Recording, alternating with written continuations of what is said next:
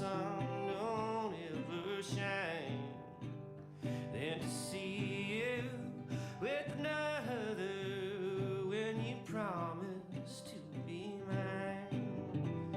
Well, I'd rather be a sailor and sail out on the sea than to stay at home a married man with a baby on my knee.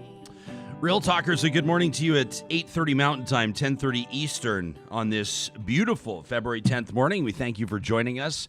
We're going to be talking about a wide array of subject matter today. We're going to be getting into a few things in just a moment. We'll be joined by the United Conservative Party MLA out of Cypress Medicine Hat. He's signed his name, has Drew Barnes, to the End the Lockdowns Caucus. And we're going to be talking to him about exactly why he's there, why he's signing up for that, and what it means.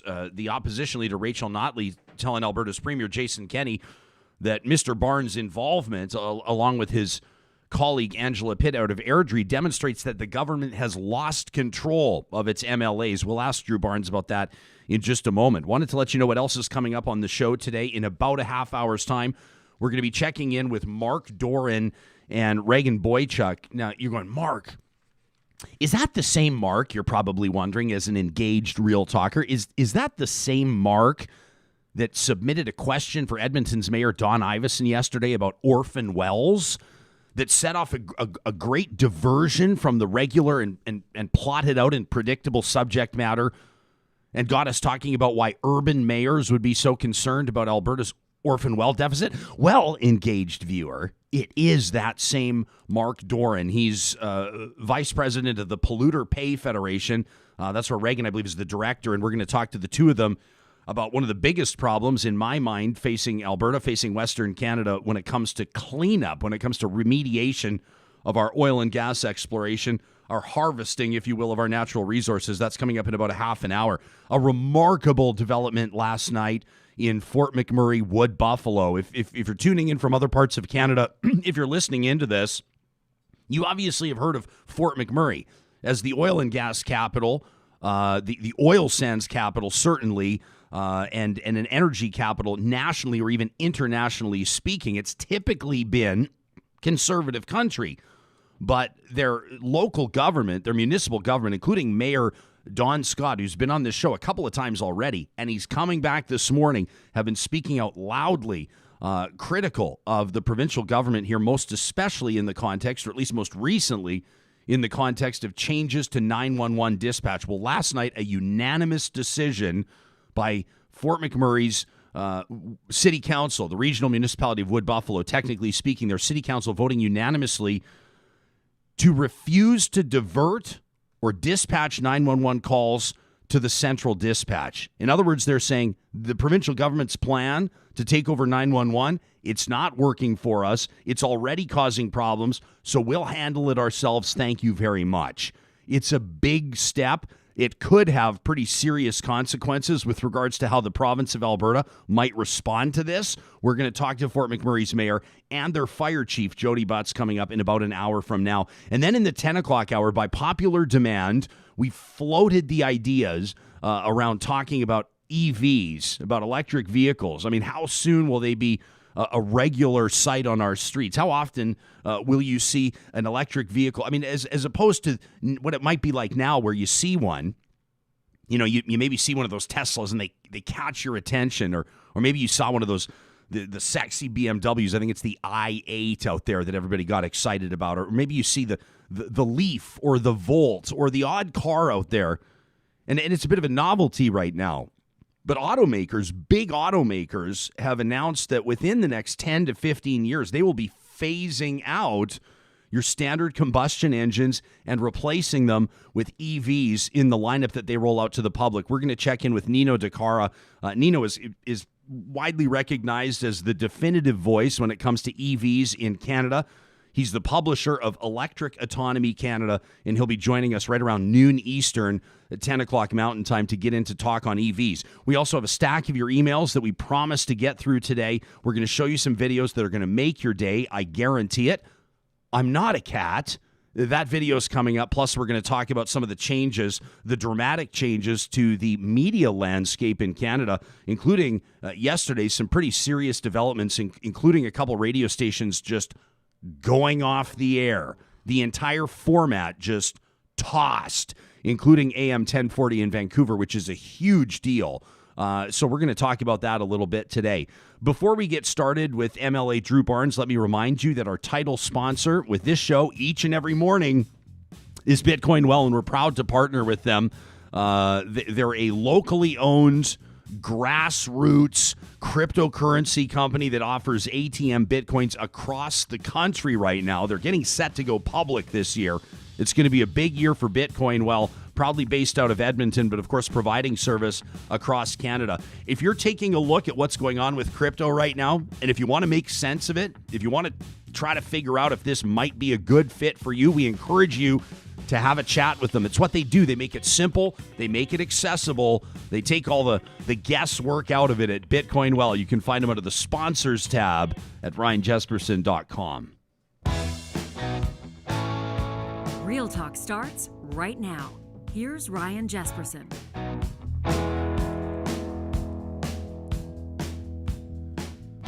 Well, if you check out libertycoalitioncanada.com, you're going to see a list of elected officials that are standing up against the way that governments at the provincial and federal level have been managing the COVID-19 pandemic. It includes Randy Hillier, a well-known and controversial MPP, an independent representative out of Ontario. Of course, Maxime Bernier, a former member of Parliament, the national leader of the People's Party of Canada. Member of Parliament Derek Sloan, who was just recently booted out of the Conservative Party of Canada's caucus by leader Aaron O'Toole. Steve Van Leeuwen, who's known the deputy mayor out of Wellington, Ontario. And then a couple of names that will be familiar to Albertans. Angela Pitt, the elected MLA out of Airdrie East, and Drew Barnes, the elected MLA out of Cypress Medicine Hat, Alberta. MLA Barnes joining us this morning. Welcome back to Real Talk. It's good to have you here. Thank you, Ryan. Good morning. So I saw a tweet from Alberta's former premier, the leader of the official opposition, Rachel Notley, who said last night the fact that you and Ms. Pitt are even on this coalition shows that Jason Kenney's lost control of his government. Has he? No, I think what it shows is that the Premier Kenney is willing to allow discussion, openness, and the opportunity for the MLAs that represent a large part of Alberta to say what we're hearing, to try to improve public health, to try to improve the economy. You know, Ryan, the importance of this group is it's about having an open, honest public debate about all government's response to the pandemic. We're in the 12th month of this now. We're in a situation, Ryan, where the mental health crisis in Cypress Medicine Hat, and I'm sure around Alberta, is at least as big as the COVID crisis.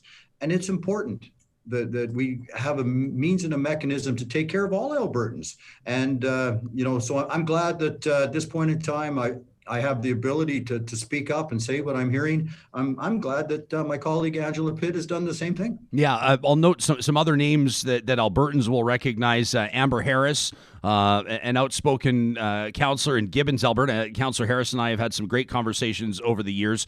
I see that Derek Fildebrandt is also involved here in this initiative. And Albertans will also, of course, recognize the name Paul Hinman, a former MLA out of Calgary, the interim leader of the Wild Rose Independence Party of Alberta. We'll talk to you about that movement in just a sec, Drew, by the way, as well. What does it look like to you, honest, open, public debate about this? What would you like to see debated that, in your estimation, hasn't been to this point? Okay, well, let's start with long-term care.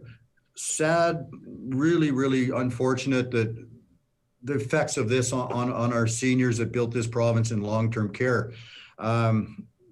But let's take a look at what Florida did with a 5-minute rapid blood test. A 5-minute rapid blood test where all the long-term healthcare workers that were going into work took this test. And of course, if you were positive, you didn't go in. And those are the kind of things that can lead to some protection. So let's talk first and foremost about protecting those that are vulnerable. Secondly, Ryan, as I was just alluding to, in Medicine Hat and Cypress, the mental health crisis is extreme. the self-harm, the addictions, the economic woes. These things need to become part of the discussion as well.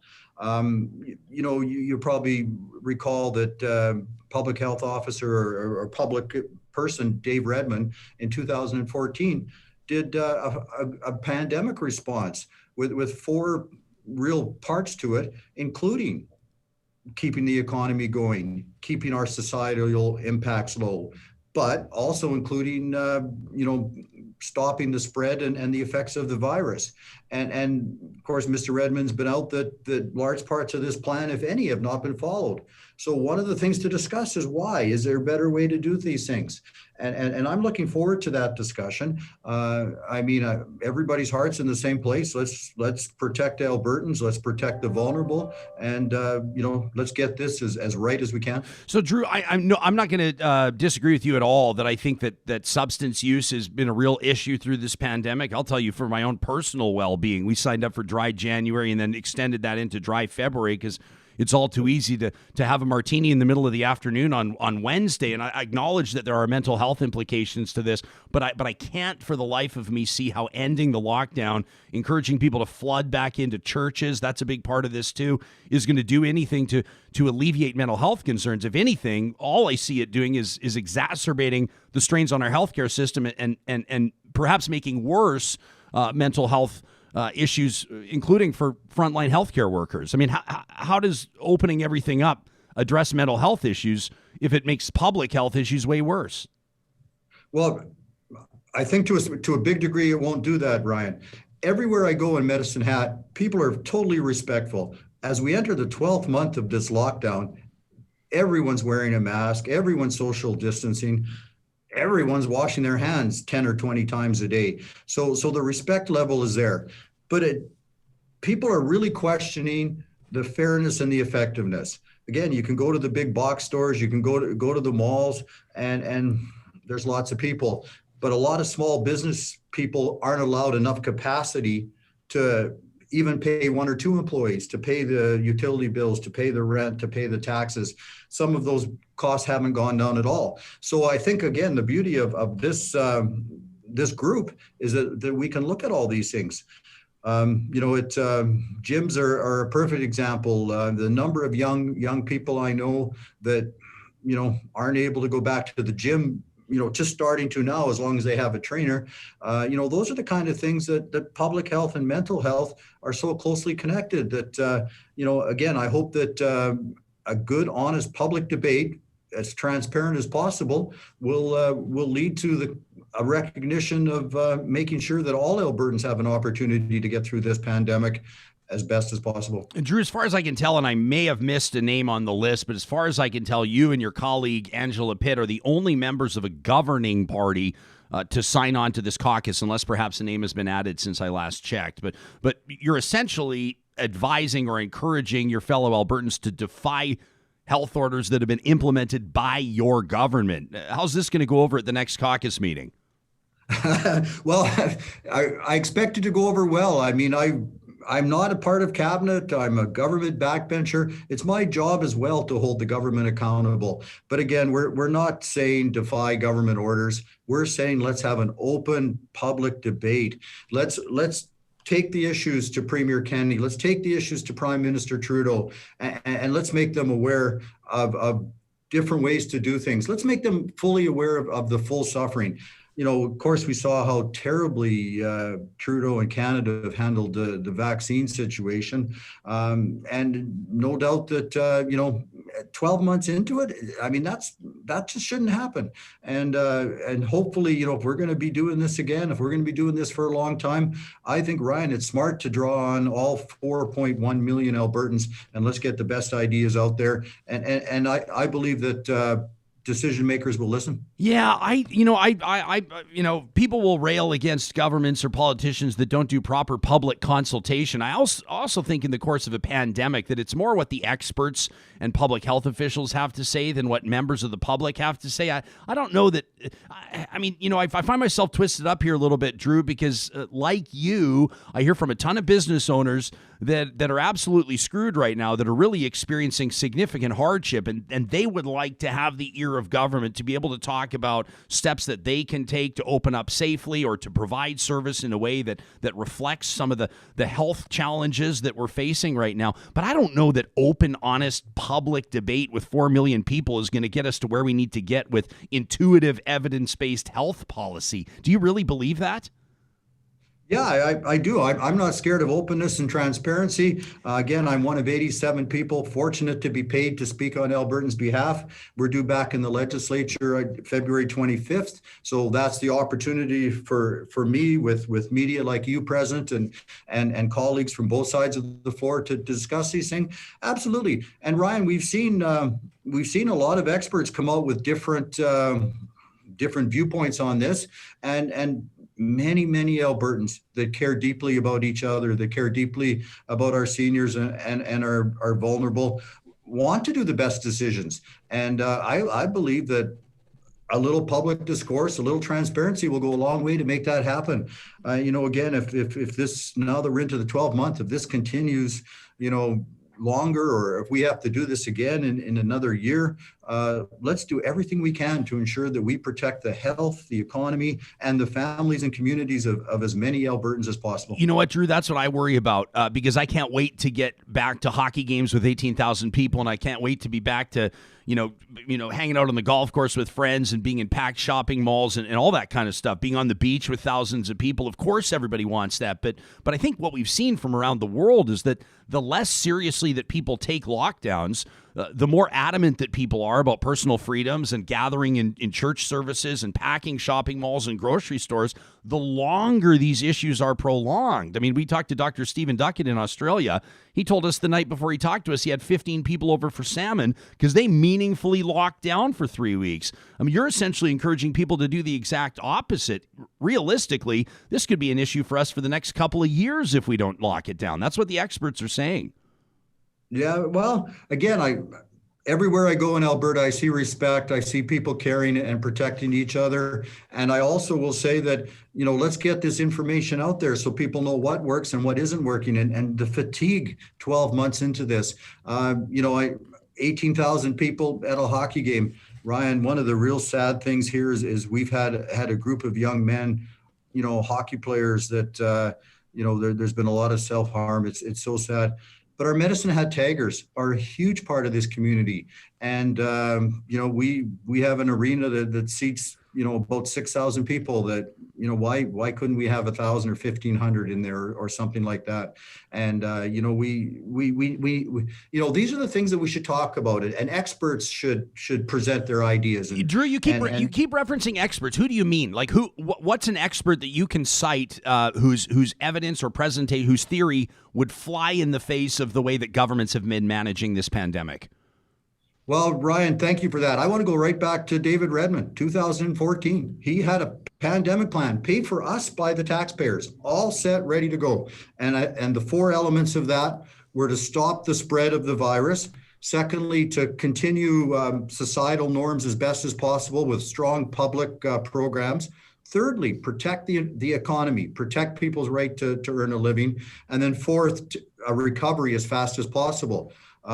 Mr. Redmond's been out saying that all governments seem to get in the habit of locking down and locking down totally and not looking at those other 3 elements. And again, when we have a mental health crisis down here as big as the COVID crisis, I think what Mr. Redmond's saying has some value, and we have to look at that. Yeah, I want to be careful in what I say here, because I don't want to come across as though I'm discounting mental health challenges, because they are very real, and we know that they can have very serious, even deadly consequences. I acknowledge that. We talk about mental health all the time, but your assertion that the mental health crisis is as serious as the COVID crisis, I just don't see evidence of it.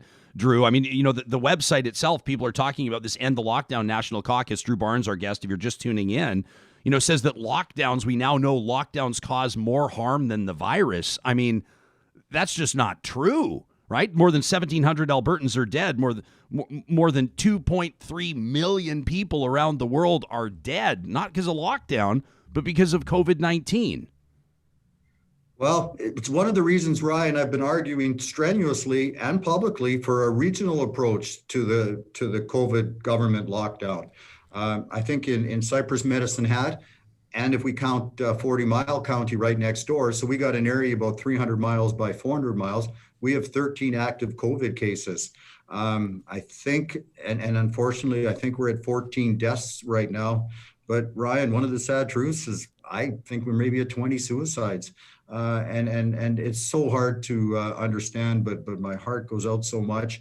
And let's have a discussion about what the relation is. Let's have a discussion about maybe giving people more of an opportunity to engage in a full economy. One of the highlights of the last 11 months to me was when Premier Kenney came out and apologized about 3 months ago for saying at the start that we had it wrong. You recall that they used essential businesses can open, non-essentials can't.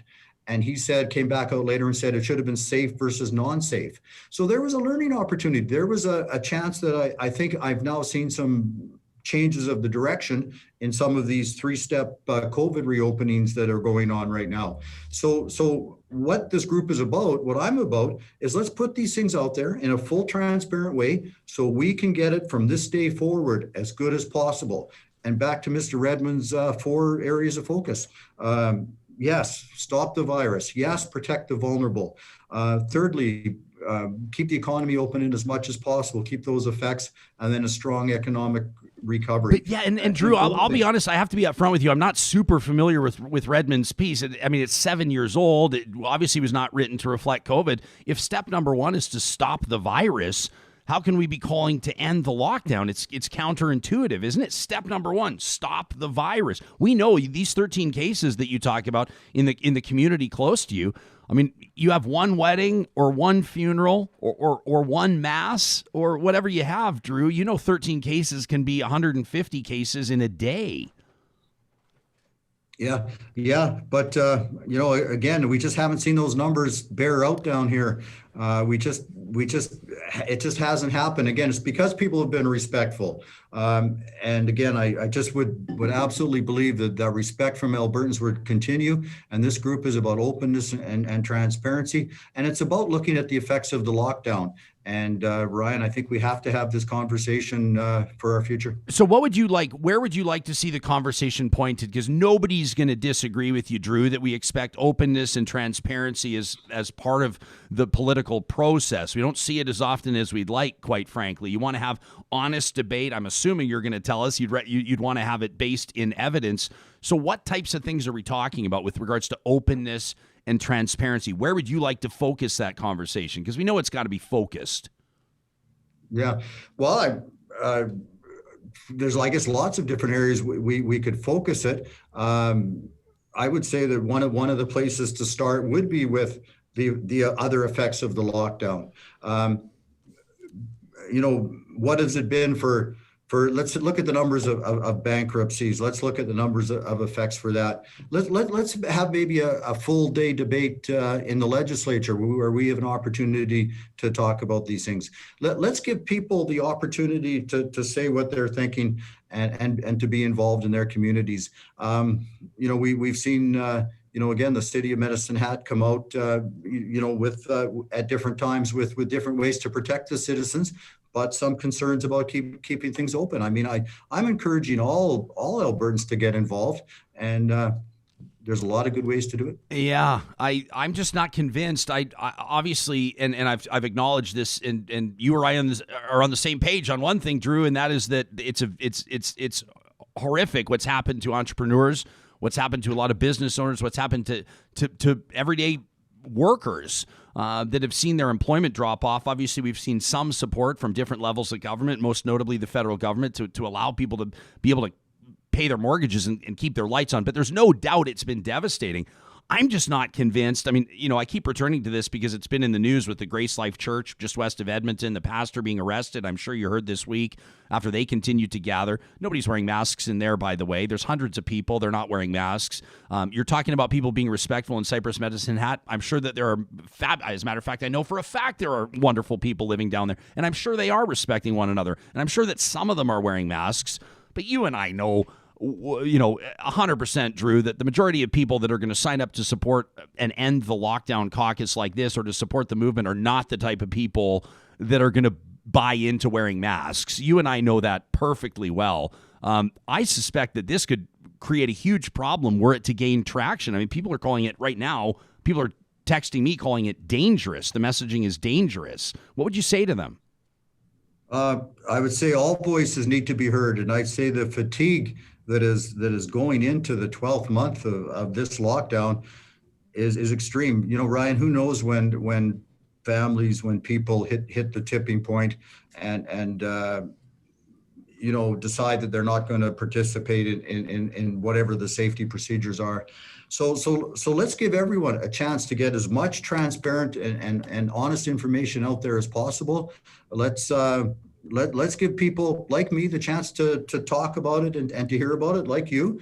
And let's make sure that Albertans are as fully engaged as possible so we can get through this together. When you talk about honesty and transparency, are you specifically limiting this to conversation about the economy? In other words, do you believe that Albertans or that Canadians are unaware to a certain degree of the economic impact this is having and the mental health impacts subsequent to that?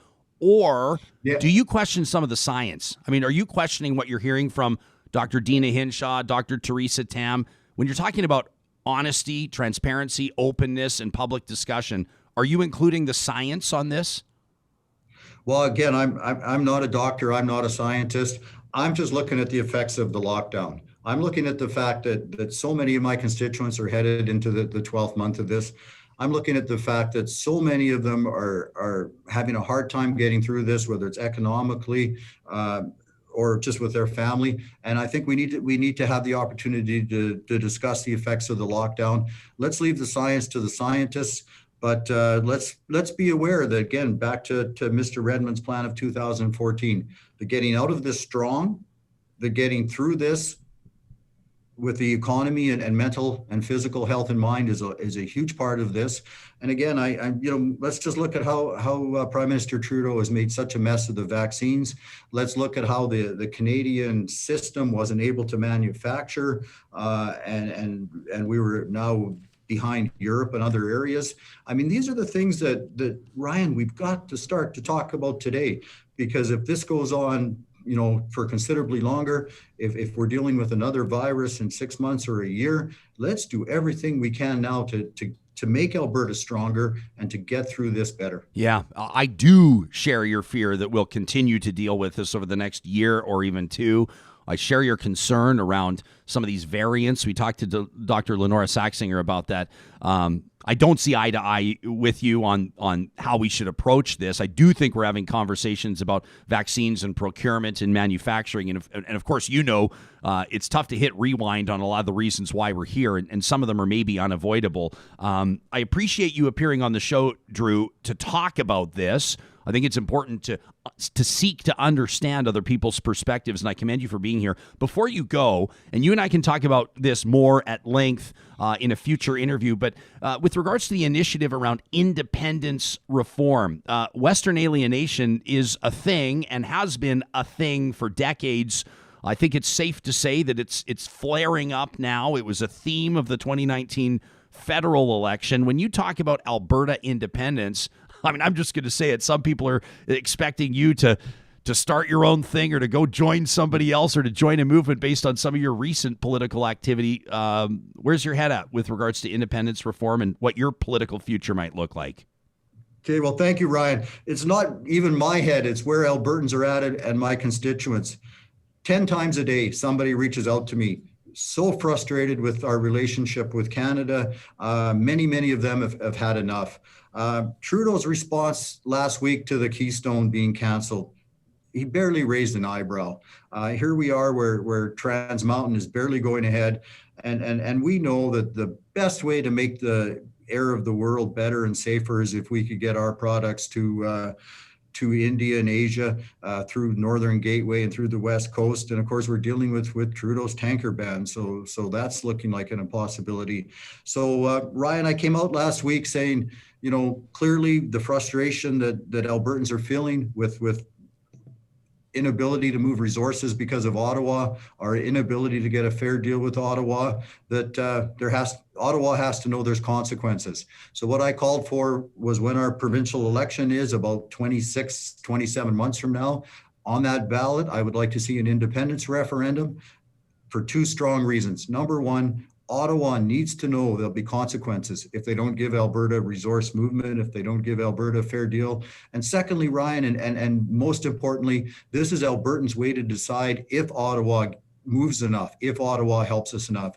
You know, we can talk forever about the 670 billion that's left Alberta for Ottawa since 1960. And as you just said, we can forever look in the rearview mirror, but let's not look back. Let's look to the future. And what Albertans are telling me is they want to take risks, they want to push, they want a fair deal with Ottawa. And if not a fair deal, they want to pursue and explore all of our options. Do you think the plebiscite question, do you think the question coming up on the municipal ballot this fall around equalization is essentially what you're calling for the next provincial election? I mean, it's going to be overwhelmingly in favor of demanding that Ottawa take a look at restructuring equalization, right? I mean, I think that goes without saying. That essentially is what you're calling for, because the obvious next step is, well, I mean, I think it sort of spells itself out. The story writes itself, doesn't it?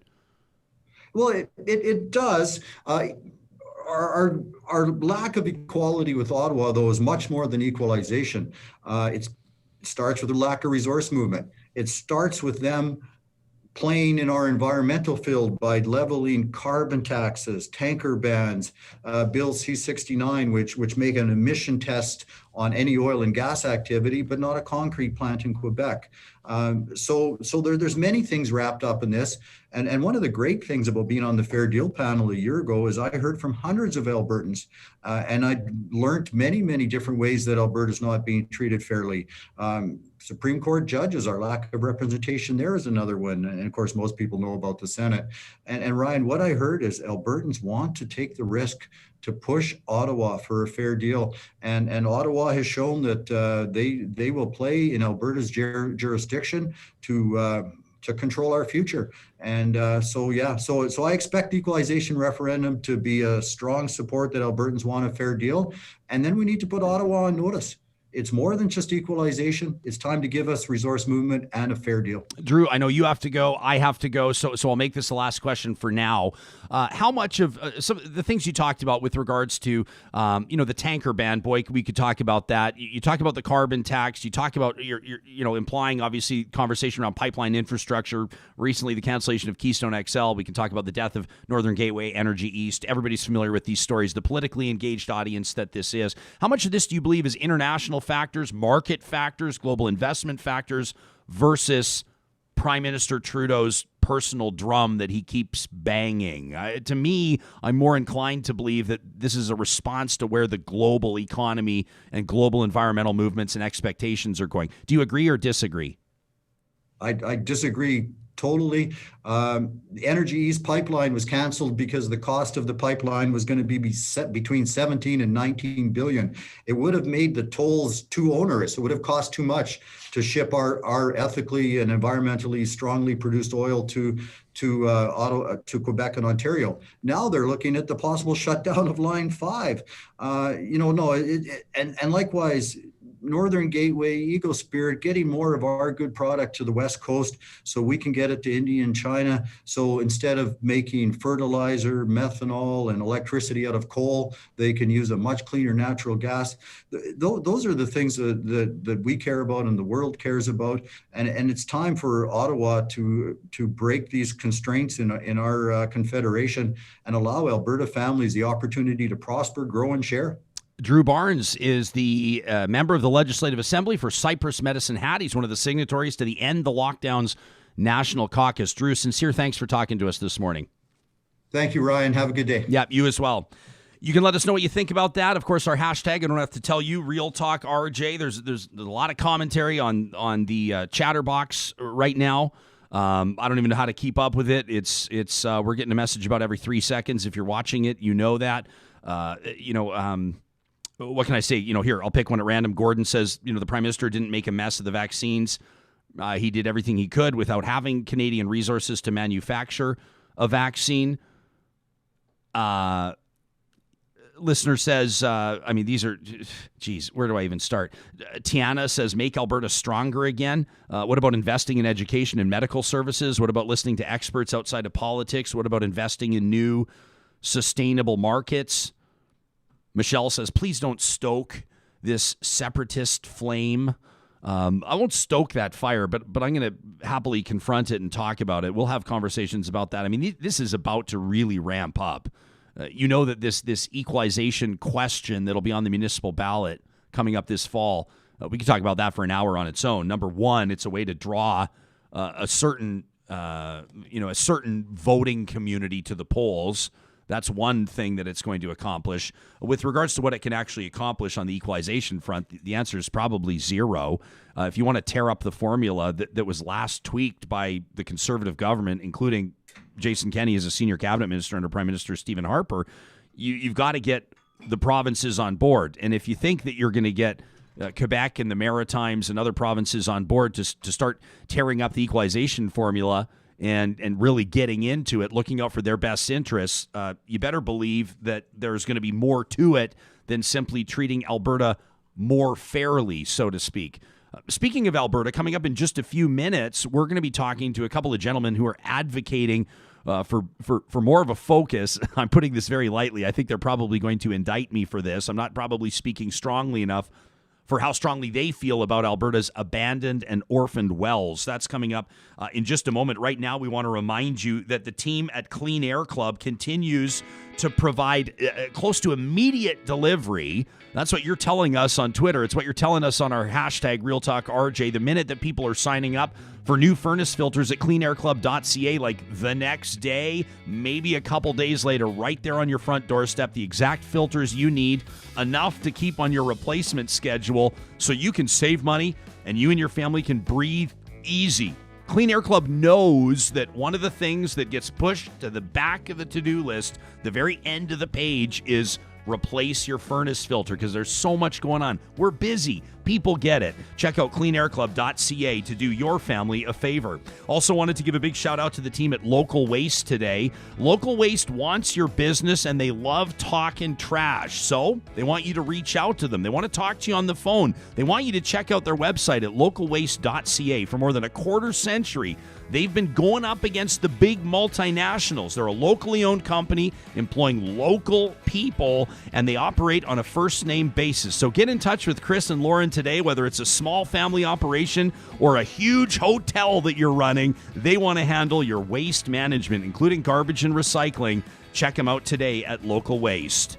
Sam, let's take a quick look at what's making news today.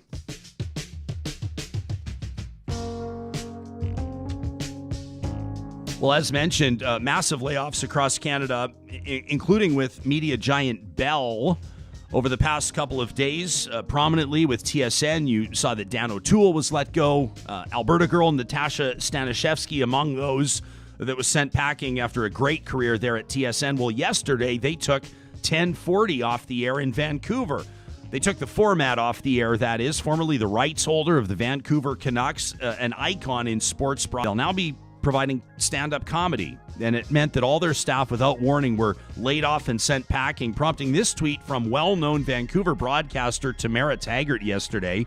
She says, what happened at TSN 1040 has gutted many of us. Blindsiding employees is abusive and demoralizing. It strips you of your confidence and dignity. It deeply damages your mental health. I mean, the first song they played, she says, after pulling the plug on everybody was Good Riddance. Can you believe that? They take their sports radio station off the air, and the first song they play is Good Riddance. Meantime, former reality TV star Donald Trump is relatively and apparently fuming that his attorney's performance on the opening day of his impeachment trial, keep in mind this is his second, the only former or sitting American president to be impeached twice, as Republican senators questioned the strategy, some calling for another shakeup to his legal team. Trump reportedly watching the proceedings from his Mar-a-Lago club in Palm Beach, Florida, apparently seeing eye to eye with senators who described his lawyer's performance as an unfocused and rambling performance. Of course, all these cases being laid out now in front of the Senate jury, and we will keep you posted on that. And that's what's making news on the international front right now. We're going to take more of a closer look at some of the news closer to home, including Fort McMurray. In about half an hour, last night, a unanimous vote from Fort McMurray's City Council to take over their 911 service. They're taking it back from the province. They will not be patching through calls to the provincial dispatch. We'll ask Fort McMurray's fire chief and Fort McMurray's mayor about the implications of that in just a moment. Well, we were grateful yesterday as we were talking to Edmonton's Mayor Don Iveson. He's the chair of the Big City Mayors Caucus. Of course, they're talking to the federal government right now through the Federation of Canadian Municipalities leading up to the budget. And the big cities in that caucus, 22 of Canada's most populated cities, are talking about ending homelessness. They're talking about transportation, including public transit, like LRT expansion in Calgary and Edmonton. Well, of course, we're always keeping an eye on what Real Talkers have to say and questions that you'd like us to ask our guests. And that's why yesterday I was especially interested in what I saw from listener Mark Dorin, who had reached out to me and asked me to ask the mayor about orphan wells. And I thought, that's kind of an interesting question.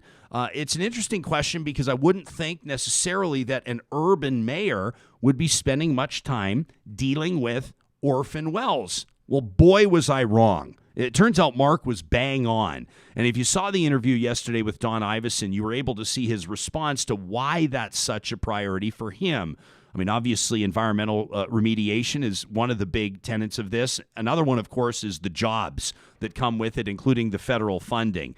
Mark's going to be joining us here in just a moment. Are we ready to rock and roll, Sam? Thanks. Mark Dorin is vice chair of the Polluter Pay Federation. You need just a second here? I was going to say, we have we had Regan and Mark on the line. We just dropped Mark, actually. No problem. Why don't you just let me know when they're All coming right, up here, good. and in the meantime, I'll get to something else. So we're going to get these two. Regan Boychuk is director of the Polluter Pay Federation. It's a newly formed not-for-profit group operating across Canada, and they're essentially asking levels of government to take meaningful action on Alberta's unfunded oil and gas liabilities. Unfunded oil and gas liabilities is proper speak for we're getting screwed.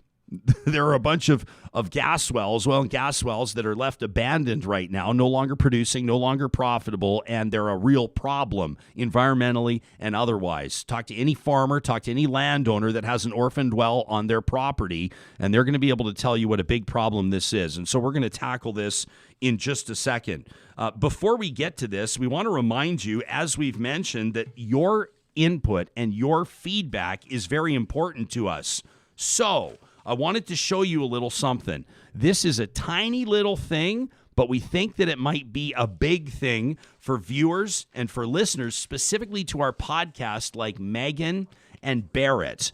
Megan wrote in the other day to talk@ryanjesperson.com. She says, I have one suggestion for your podcast, for the Real Talk podcast. Megan says, I'd love to see timestamps for segments in the podcast description. There are so many times I'm not able to commit to the whole episode, but I'd love to listen to a specific guest. And I spend so much time skipping back and forth over a 2-hour show looking for the beginning of a specific conversation. Megan says, thank you for reading my note and considering. We got an email from Barrett, who Barrett says, hey, I'm sorry to be a pain in the ass. He's not. He says, so please take this with a grain of salt. But, isn't this the most Canadian email of all time? He says, I don't have a chance, despite my best efforts, I don't have a chance to listen to the entire show every day, but I can give you a half hour. He says, so one of the things that I'd love to see are timestamps included in the podcast notes. There are certain subjects I want to make sure I don't miss out on, and I'd love to know where they are on the podcast. Well, we have tweaked. We have worked. We have troubleshot. And ladies and gentlemen, as of yesterday, I am proud to announce that our podcast descriptions now have specific time codes. Following suit with our YouTube shows. Of course, if you watch on YouTube, if you scroll to the bottom of the description, you can click on the numbers on the time code. It'll take you right to that interview. Here now, if you're listening to us, you're listening to our podcast, and thank you for making us Canada's most listened to daily news podcast. Unbelievable. That's because of you, Real Talkers. You can check out the description, and now you'll see time codes. So yesterday, for example, Mayor Don Iveson at 8 minutes, 15 15 seconds.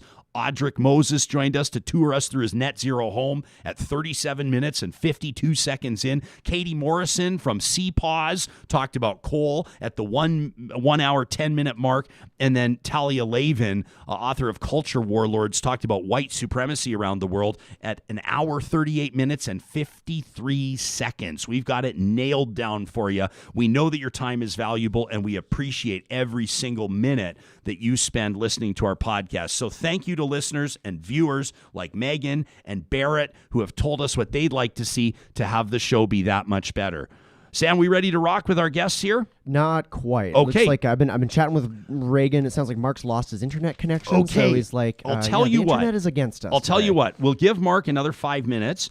If not, I can just go ahead with Regan. Sure, and in sounds the great. meantime, I'm going to read some emails. So can you just basically, if I'm in the middle of an email, let me wrap it up and then let us know when we're ready to rock? That works for me. Perfect. Sam doing a great job behind the scenes, keeping this train on the tracks, so to speak.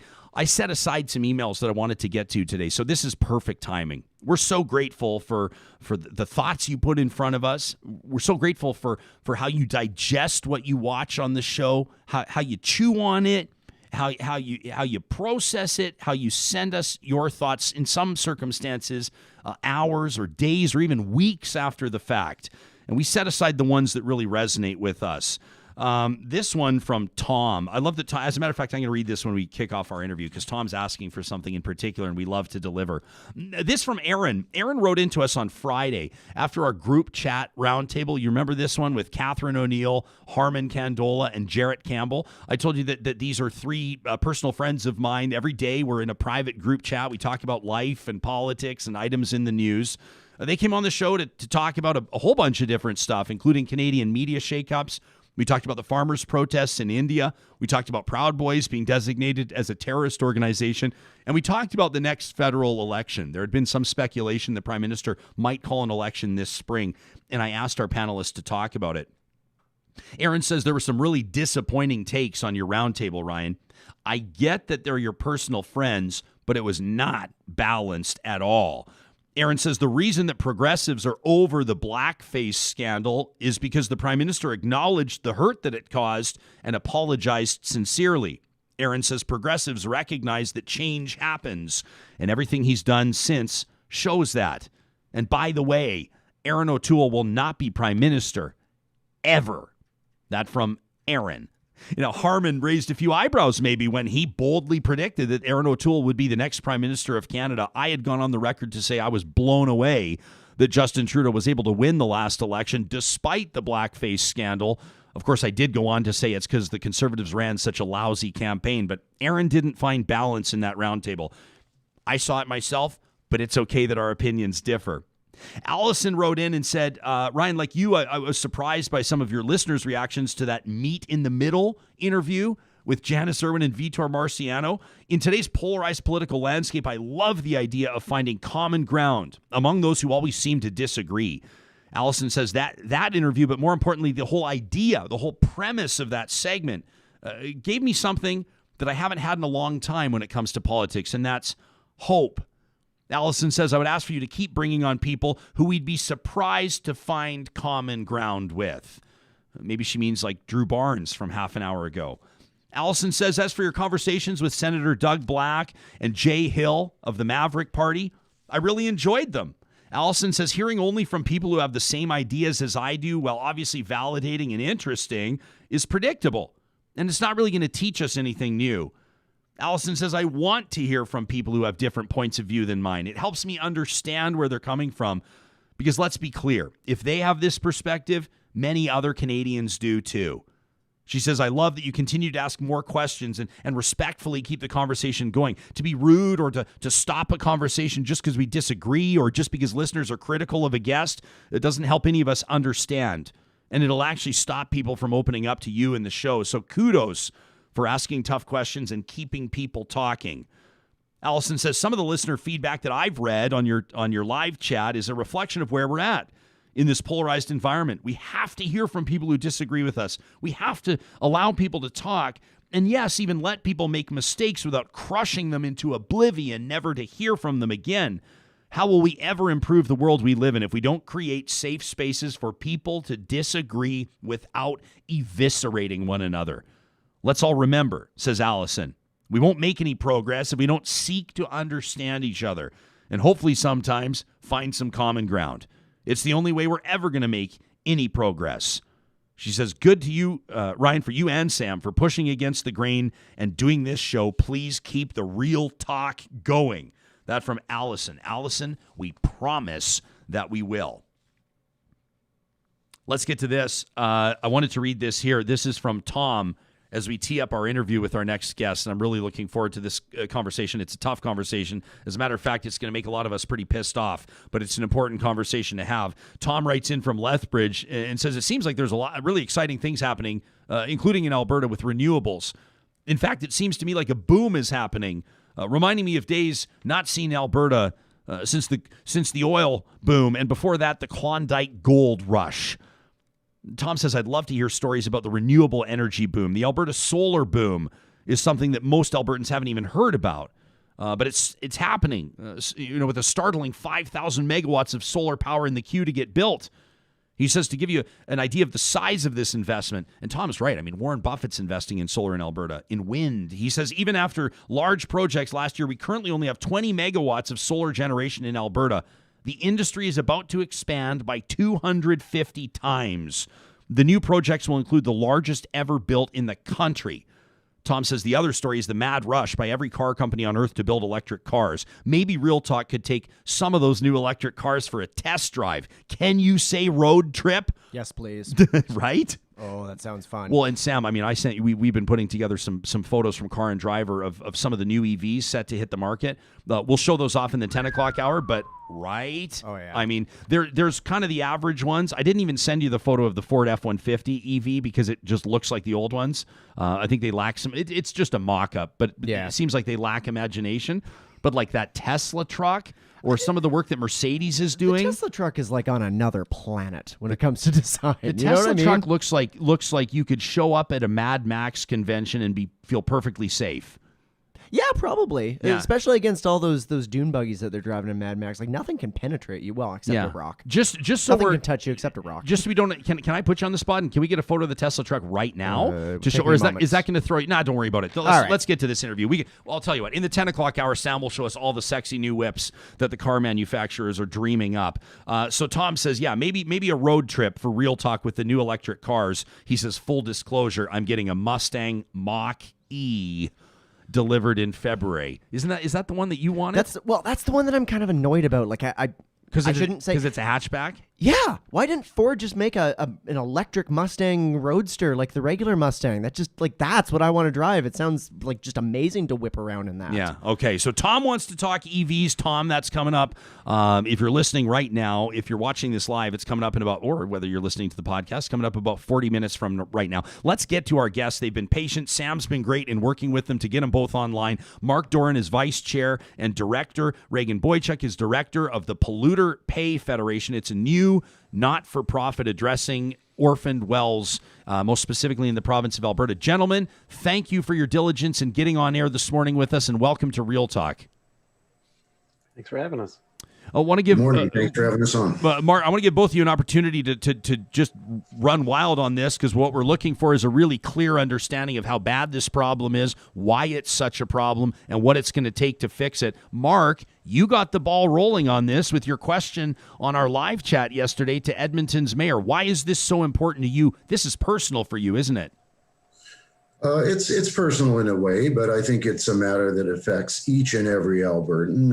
Yes, I asked the question of Mayor Iveson yesterday, and he gave a great answer. But we have some opportunities to create huge job creation in Alberta by cleaning up inactive aged inventory, a large inventory in the province of aged and infrastructure, oil and gas facilities and wells, and the mayor said that the industry should bear some of the responsibility. Well, the Polluter Pay Federation is based on Alberta law that the industry participant must bear all the responsibility to clean up after themselves. That's the contract that they signed. So we have some lax regulatory enforcement in Alberta that's allowed this problem to develop, and Regan will probably be better than me to address the extent of the problem.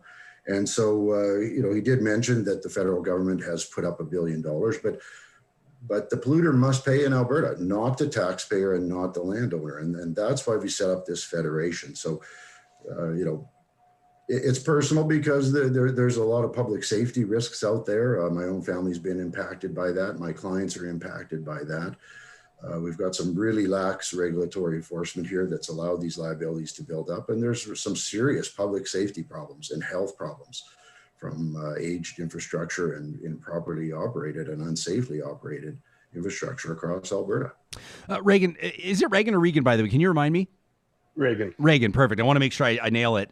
You and I have spoken before. I know that you're essentially recognized as one of Alberta's, if not Alberta's, definitive expert on unfunded oil and gas liabilities. Can you humor us? Can we assume that somebody that's hearing about this for the very first time, what is an orphaned well? What causes a well to become orphaned? Why is it such a problem? And how big is the problem in Alberta right now?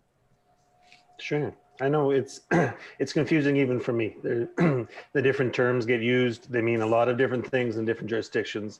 And orphans get talked about a lot. That's kind of the media shorthand. And what an orphan is a well. It may be active, it may be plugged, but it doesn't have a responsible owner that's been designated by the government.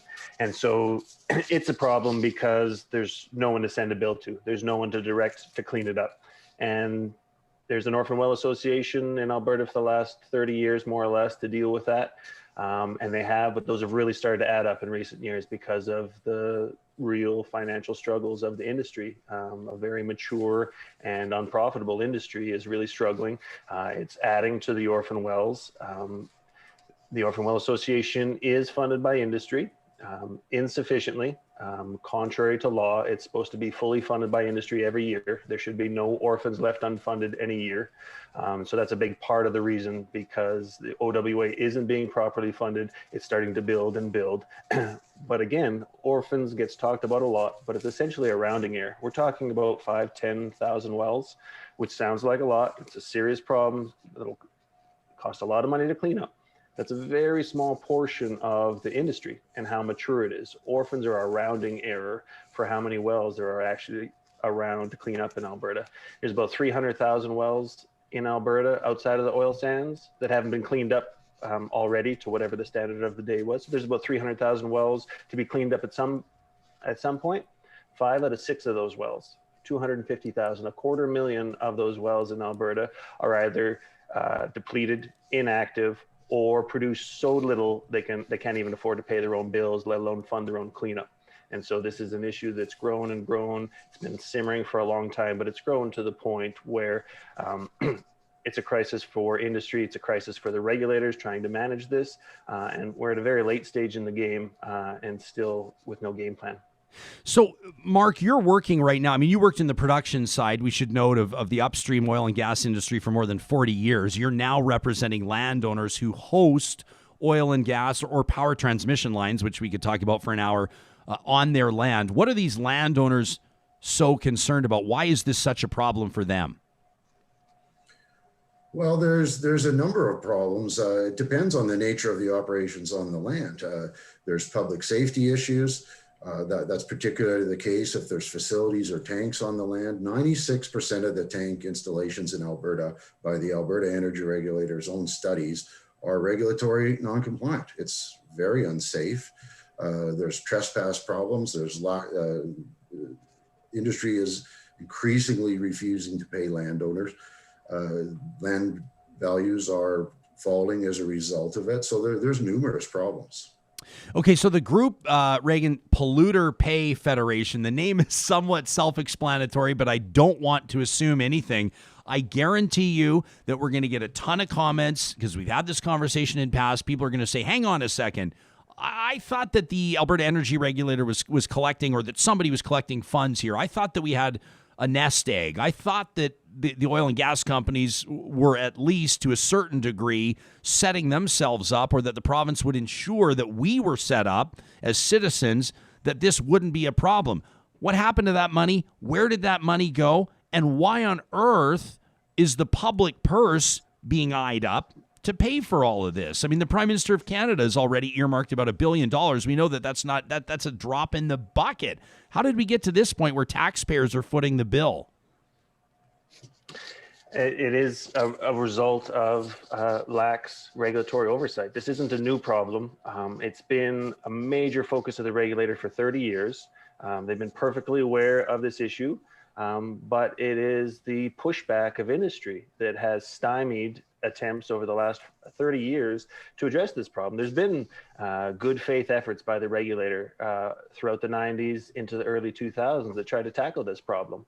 They were all thwarted and reversed by the lobbying of industry. And we had a program 20 years ago that would have got a really firm grip on this problem. We wouldn't be in this situation today. It lasted 2 months before industry had it canceled and replaced with the current system that has got us into this pickle. And so it builds, and taxpayers shouldn't be on the hook. Polluter Pay is formed to enforce that. Everyone pays lip service to Polluter Pay, but it's really hard to stand up to the world's richest and most powerful industry and squeeze more money out of them. It's a real conundrum for the government and regulators to how do you get money out of unprofitable polluters? They're in a real Sorry, Regan, I didn't mean to step on your toes. That's exactly the issue, isn't it? Isn't it that companies and there's a lot of slipperiness here, and there's a lot of shadiness here. At least what we're seeing on the surface is that, you know, companies or wells or assets can be transferred from here to there, and people, including people with deep pockets, including people with pretty prominent social media personalities and platforms, can simply absolve themselves of environmental and infrastructural responsibilities. I mean, we're seeing that all the time. They're going to say, hey, listen, we'd love to clean up our wells, but we just don't have any money anymore. Well, what's the average person supposed to think about that? Well, it's not an accident. It is by design, by conscious design, that the companies left holding these liabilities, these depleted and inactive wells. They don't have the money to clean it up. It's not an accident. That was a conscious strategy on the part of industry. It was recognized by the government, by regulators and industry in 1992, because in 1991, you had to start paying for cleanup. So immediately you sell all your garbage to a sucker. And the next year, the regulator and the government knew that was what was happening. They're selling their stuff to little guys who will never be able to pay for the cleanup when the day comes. And yet 30 years we've been ineffective in stopping that. For 30 years in Alberta, it's been easy to buy 1,000 oil and gas wells for $1. For $1, you're now an oil man. You're in the business, and whatever you can stuff in your pockets before you go broke, you get to keep. And the cleanup just gets left for the next guy to the next guy. And at the end of the day, it falls to the taxpayer. So, Mark, ultimately, I mean, what are you telling these I know you're working with First Nations, you're working with landowners, farmers, ranchers, et cetera.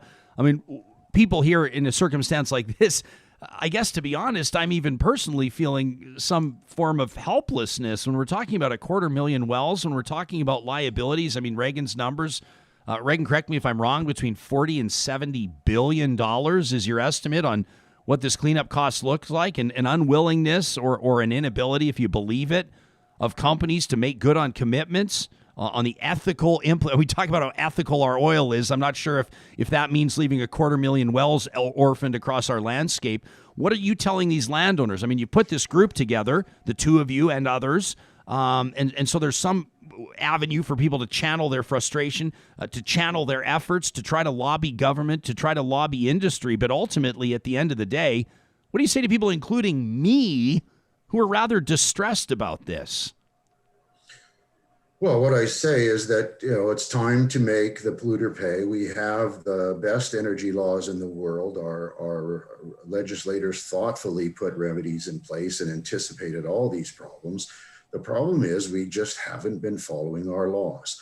And so it's about, Polluter Pay Federation is about a return to the rule of law, where we more or less have a 3-branch mandate. The first is the education of our members, which are property owners and taxpayers. about the rights of others, the laws of Alberta, et cetera, and how this complex polluter pay system is supposed to work in Alberta. The second is a countervailing lobby. We have, the reason we got into this problem is a huge industry lobby with no pushback from landowners or those who ultimately pay the cost of this. So we need a countervailing lobby. And the third is litigation support and funding for litigation, support for litigation. We can fight key cases. There's lots of precedents. Landowners have all the protection on their side. So really, landowners have rights that need to be observed. Those rights can be relied on to make the polluter or the operator pay. And if we don't do that, it falls to the taxpayer. So the taxpayer is the landowner is the taxpayer's lifeline. And that's what we have to do. There's plenty of these companies around. We need to start charging the full orphan levy.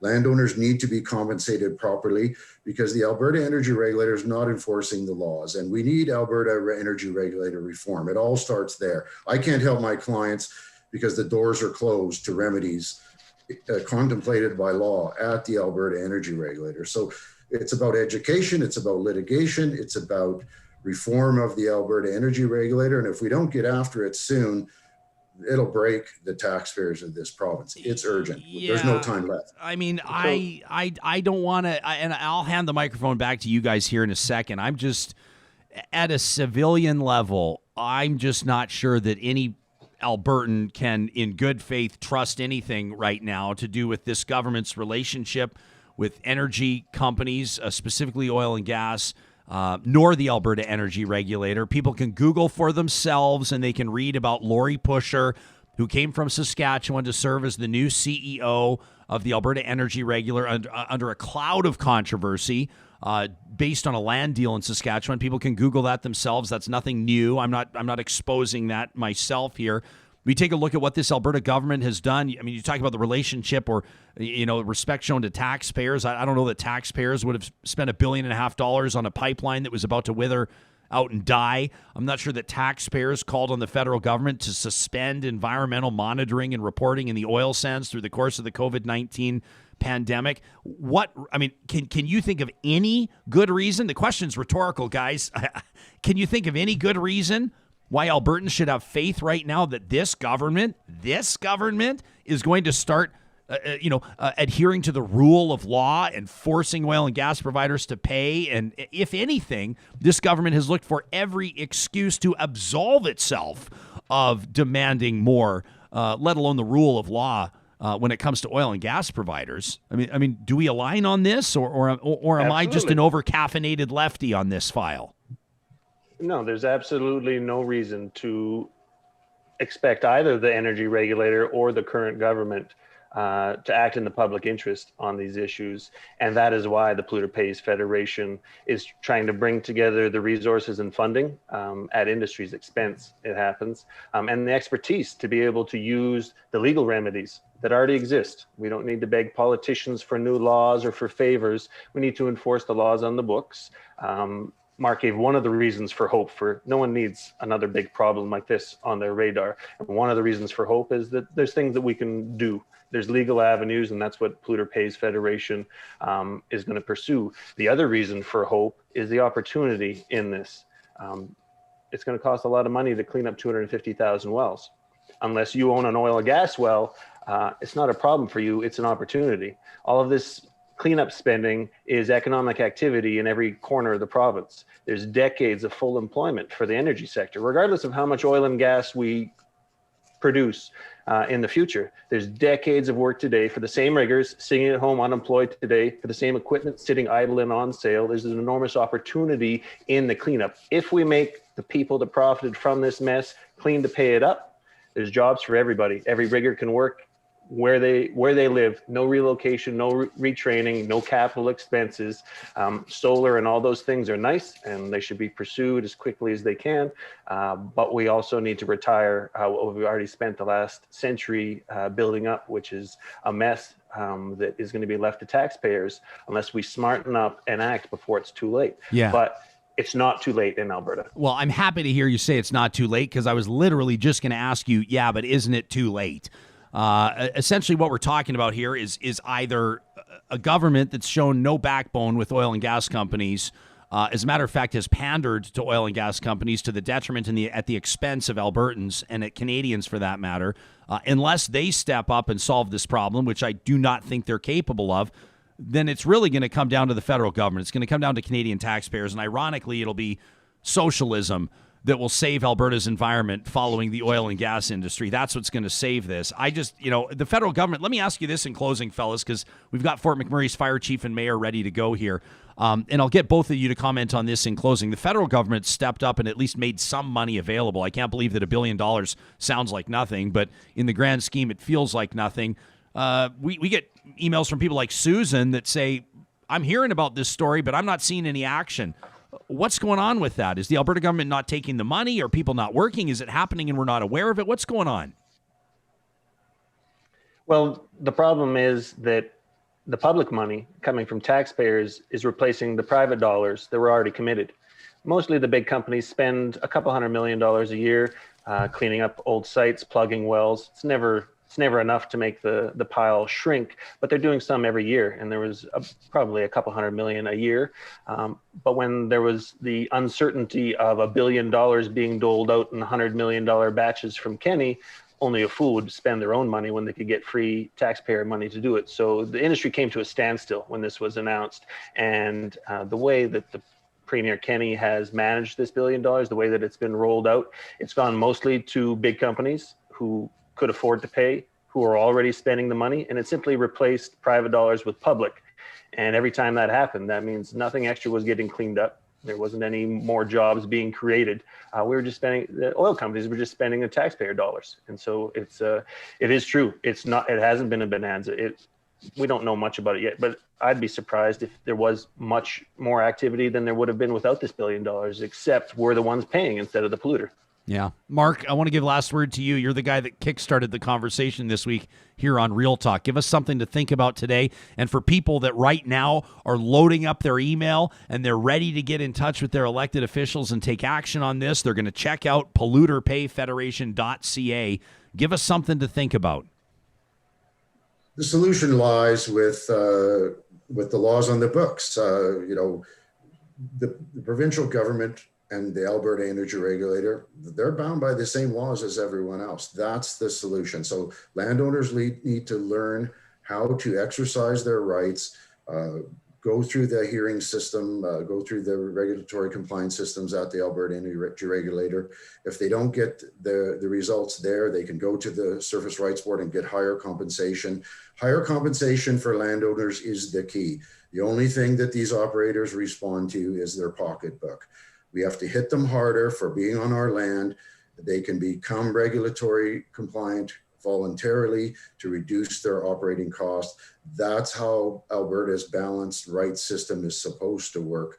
Let's not reinvent the wheel. Let's just use the systems and the tools that we have. We don't have time for new laws. We have great laws. We have to start enforcing them. This can be fixed. People need to be aware of it. And if we don't solve this problem, Alberta doesn't have a future. So we have no choice. If we don't solve this problem, Alberta doesn't have a future. Mark Dorin, Regan Boychuk with the Polluter Pay Federation. You can find them at polluterpayfederation.ca. Gentlemen, thank you for your advocacy and thanks for your availability this morning. I have no doubt we'll speak with you again. Thank you. On our live chat right now, we're going to head to Fort McMurray in just a second. I want you to know we're not ignoring you, Real Talkers. We're keeping an eye on what you have to say about this. Look at this. Ken says this is why the UCP's decision to simply lower corporate taxes was such a bad idea. Ken says ideas are what we need. I would have preferred, he says, tax incentives for well cleanup, as an example. That from Ken. By the way, Ken, look what just arrived in the mail. Kenny, we got your Oilers sweater, and you guys may remember that Ken was our top bidder when it came to the Cameron Hughes interview. You remember this? So here's Ken's Oilers sweater, and where's the signature? Cameron signed it in a hilarious place. He signed it. Let me find it, because I was wondering, he didn't sign the crest. He signed it in the pit, Ken. He signed it just off the armpit. So when you're partying, when you're out with the guys watching the hockey game or whatever, he has "Let's Go Oilers" Cameron Hughes, of course, the great. And you remember Cameron's book. I'm just reaching off camera here. Give me 2 seconds. Here's Cameron's book right here, The King of Cheer, and he's got your autographed copy. He just mailed it to us, Ken. So we're going to be getting that to you along with the Jespo mug and everything else. And thanks for your support. We got a beautiful email from the team at Momentum Counseling Services. You remember that Ken's $500 bid. It was our first ever impromptu live auction on the show, and Ken was our high bidder at $500 to eliminate some of the financial barriers around mental health resources, including personal counseling. And Ken, we're grateful for that. So I'll send you an email, pal. I just noticed we obviously didn't plan to do this, but I see you there on the live chat, and we really appreciate it. Scott says, let me tell you, Scott says, I can't be alone in this, but the whole idea of bailing out corporations, I don't know. He just says, I just have a hard time getting on board with that. He says, I have to admit, I'm not a fan of bailing out negligent companies, oil and gas or otherwise. Does anybody else feel the same? Geez, we could talk about, I'm sure that we could, if we invoked the name of Bombardier, we could probably go for another hour. And maybe we would if we didn't have our next two guests set to go. First, I want to remind you that the team at Friesen Brothers coming up on March 5th is going to be opening up their 15th Alberta location. Friesen Brothers, for more than 60 years, has been in the grocery game, family owned and supporting Alberta producers. So whether it's beef, pork, chicken, turkey, produce, even Alberta milled flour that you're looking for, you're going to find it at Friesen Brothers. Their new location, I'm going to start telling you about it more specifically in the month of March. I've had a chance to tour it a couple of times with the company's founder, Officer of the Order of Canada, Frank Loveson, who's just a legend in Alberta's business community. You remember I read that letter about corporate subsidies that Frank wrote into the show? Well, Frank showed me around the store, and I'm especially excited about the grill, the Forno pizza oven, and the craft beer on tap. That's right. While your partner, your kids, or your parents, assuming you're 18, are doing the grocery shopping, you can hang out by the fireplace and crush a pint at Friesen Brothers.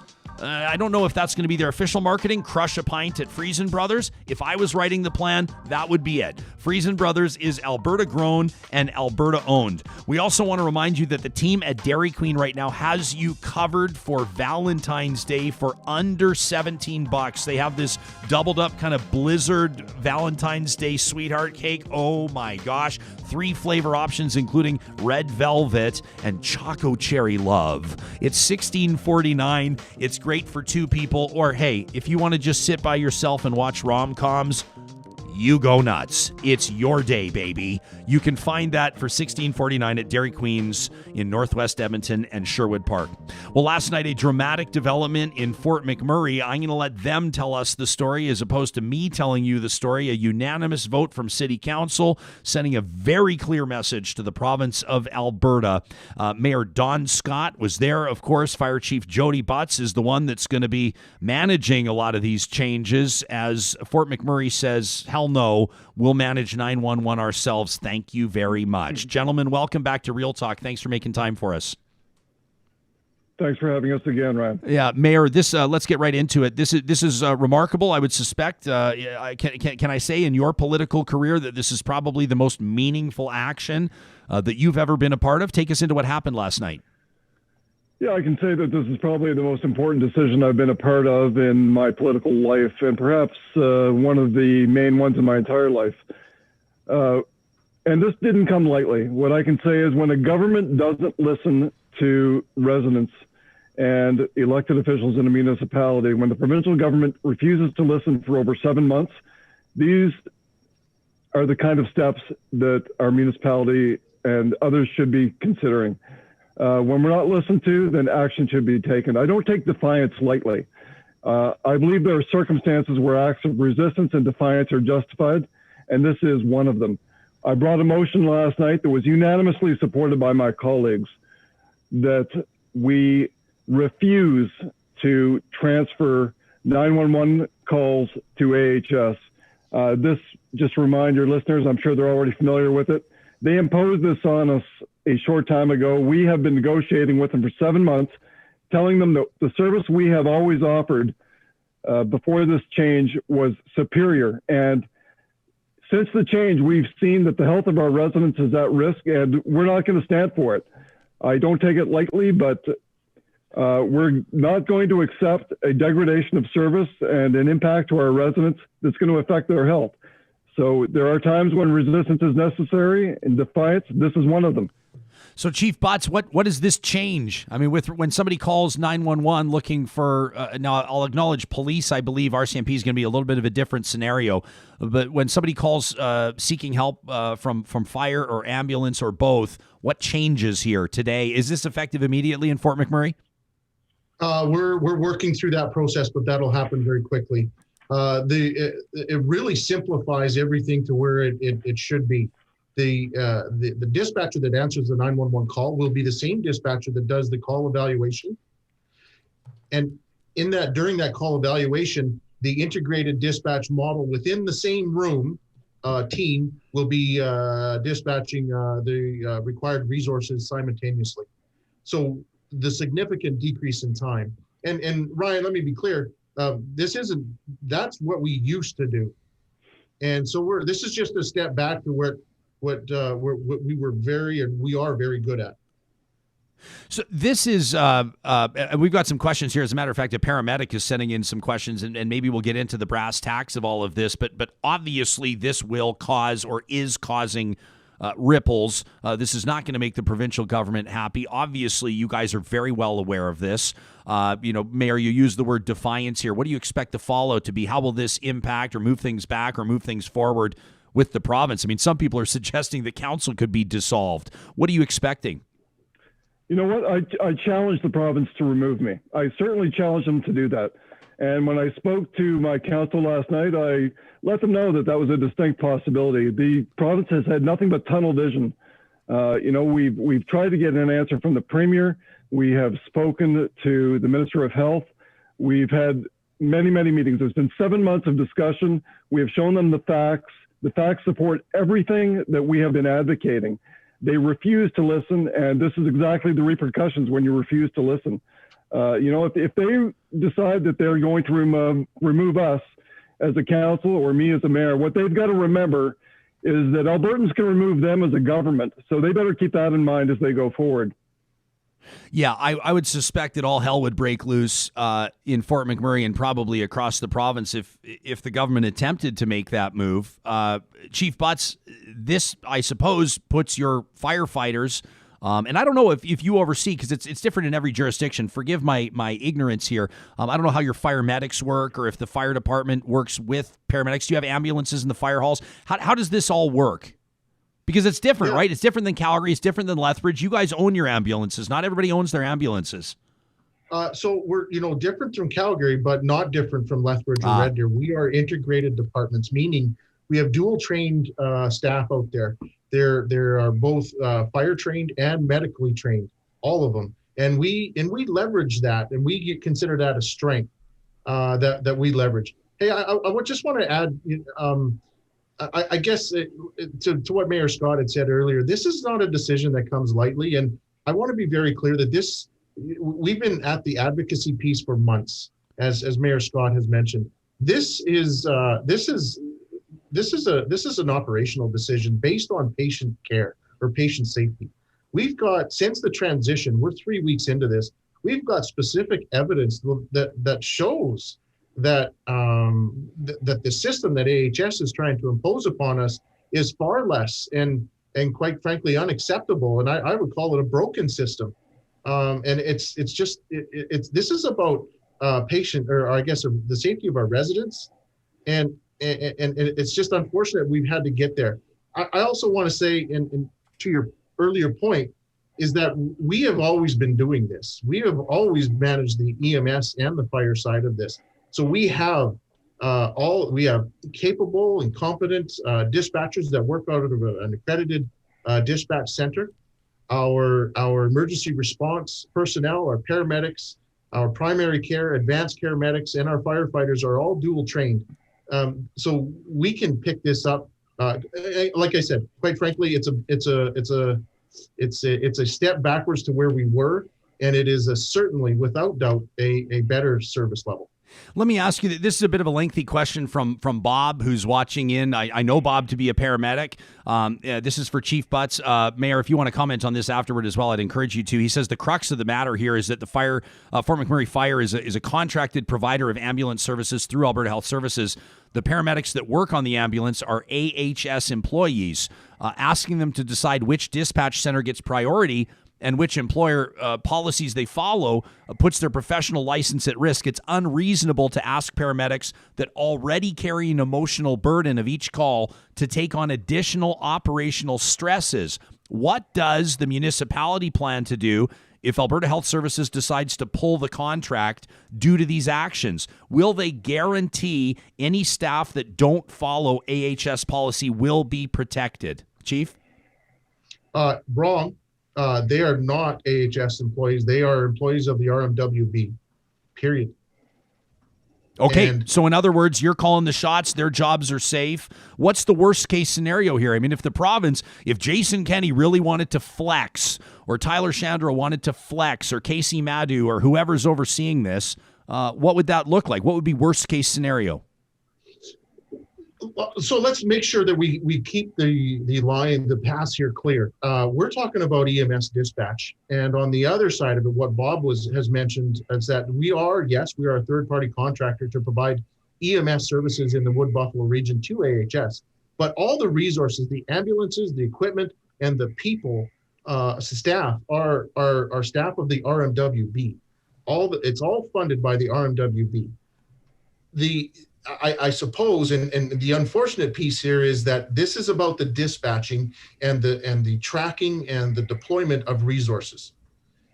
And I don't want to confuse the fact that the ground ambulance piece is separate from this, and I want to be very clear on that. Mayor, we've got an interesting comment here from Lynn, who says, I cannot imagine how frustrating this has been, especially for rural communities and communities with smaller populations. Lynn says, I'm wondering how many other smaller Alberta communities will consider a similar move. You've been on the show with Mayor Veer in Red Deer, Mayor Spearman in Lethbridge, Mayor Nenshi in Calgary. This is not simply limited to Fort McMurray, not limited to the RM of Wood Buffalo. Have you been talking to other elected leaders? Have you been talking to mayors and reeves? Do you believe that this is a sentiment that could continue to grow? Do you think that other municipalities could take steps like this in the weeks to come? I anticipate that's going to happen. I think when people consider the issue of the health of their residents, they're going to do everything in their power to protect their residents. And I already know that there's at least one municipality that is very likely to take this very same step. I'd rather not name them because I think they'd want to lead it themselves, but I believe we're not going to stand alone. And I know that many Albertans stand with us, and certainly the residents of my region stand with us from all the feedback that I've been getting. Have you heard back from AHS? No, very typically, I haven't heard a word, and that's not unusual. I mean, we've been trying to get an answer for 7 months on something that should be so clear and obvious, and they've refused. And we're not going to accept it anymore. You know, there comes a time that you need to challenge a decision, and this is it. Were you surprised, Mayor, that the vote last night was unanimous? That not a single councillor elected to try to save their skin? You see on some councils. And I would suggest, by the way, the unanimous vote will ensure that these councillors will be wildly popular within their own jurisdiction, which is really all that matters to them. But ultimately, on some councils, including here in Edmonton, you'll see a dissenting vote. You'll see somebody that'll go against council just because of the political capital they can gain by doing that. Were you surprised it was unanimous? You know, I think we've had a council that stood side by side with Chief Butz and the entire team up here, the EMS team. And we've seen what's happened with the EMS shift, which just happened a few weeks ago. It's putting our residents at risk. It's putting lives at risk. And if this continues, if we didn't take action, then we would have to look in the mirror and say, why didn't we take more steps? And I think this council can be proud. And as I said, if the province doesn't like it, I would challenge them to remove me. Correct me if I'm wrong. The MLAs that represent this region of Alberta, Layla Goodridge and Tanny Yao. Tanny Yao is a former paramedic, isn't he? Have either of you heard from your MLAs on this? Chief Butz, I'll start with you. Have you heard from either of them, including the former paramedic? No, I haven't. Not recently. Certainly not since the transition, no. Mayor? Yeah, what I can say is I understand someone sent me a screenshot of a post that he put out last night supporting the council decision. So I believe that, I'm not sure where that post came from, but I understand he is supportive of our approach and our decision, and that's a courageous stand for him to take. Yeah, well, I mean, he's probably. I'm trying to find it right now. I'm trying to search it live as we speak. I would imagine he's still looking to sort of salvage his reputation as he was one of those conservative MLAs that was traveling over the break. You remember they couldn't get a hold of him when he was in Mexico. He was off the map for a while. I'll see if I can track that down. I haven't seen that post. That would be remarkable. What does this mean for regional partners? What does it mean for rural communities and Indigenous partners, Chief? Well, you've heard from our Anzac Fire Department and basically the community of Anzac on Monday when Captain Julie Stewart spoke in regards to an unfortunate situation that occurred in her community. This is and since the transition, we've got we've been watching this system, and I'll say it again, it's a broken system, and it does not it certainly doesn't improve, and I would say it degrades service even further for our rural communities. Their answer is that medical first response program, and that is quite clearly AHS is downloading their gap in service onto the local level and our local departments. And that, I can't help but say this, the reaction to Alberta Health Services and our Alberta Chief Paramedic, his comments to the Anzac situation, that wasn't very good at all. It was basically unprofessional, using words of dishonest and disingenuous, and inadvertently placing the blame back on our volunteer department, which is that's not true at all. Well, yeah, they're calling them liars, Chief.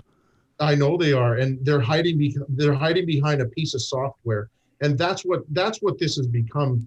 Ryan, is that they have become so far removed from the original 911 caller that in their effort to try and consolidate EMS in the provincial, and at least in my view, and pardon the pun here, but they're putting a Band-Aid, find a process, use a little technology, Band-Aid on Band-Aid, and what has become is they've been so far removed from the original 911 caller that it's really affecting care, and I can't, it'll stick with me for a long time. We've been watching every one of these EMS calls, and there was that young caller.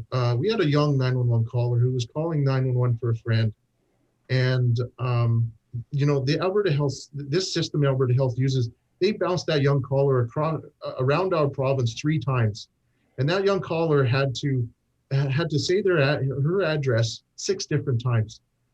That articulates how disremoved they are from this.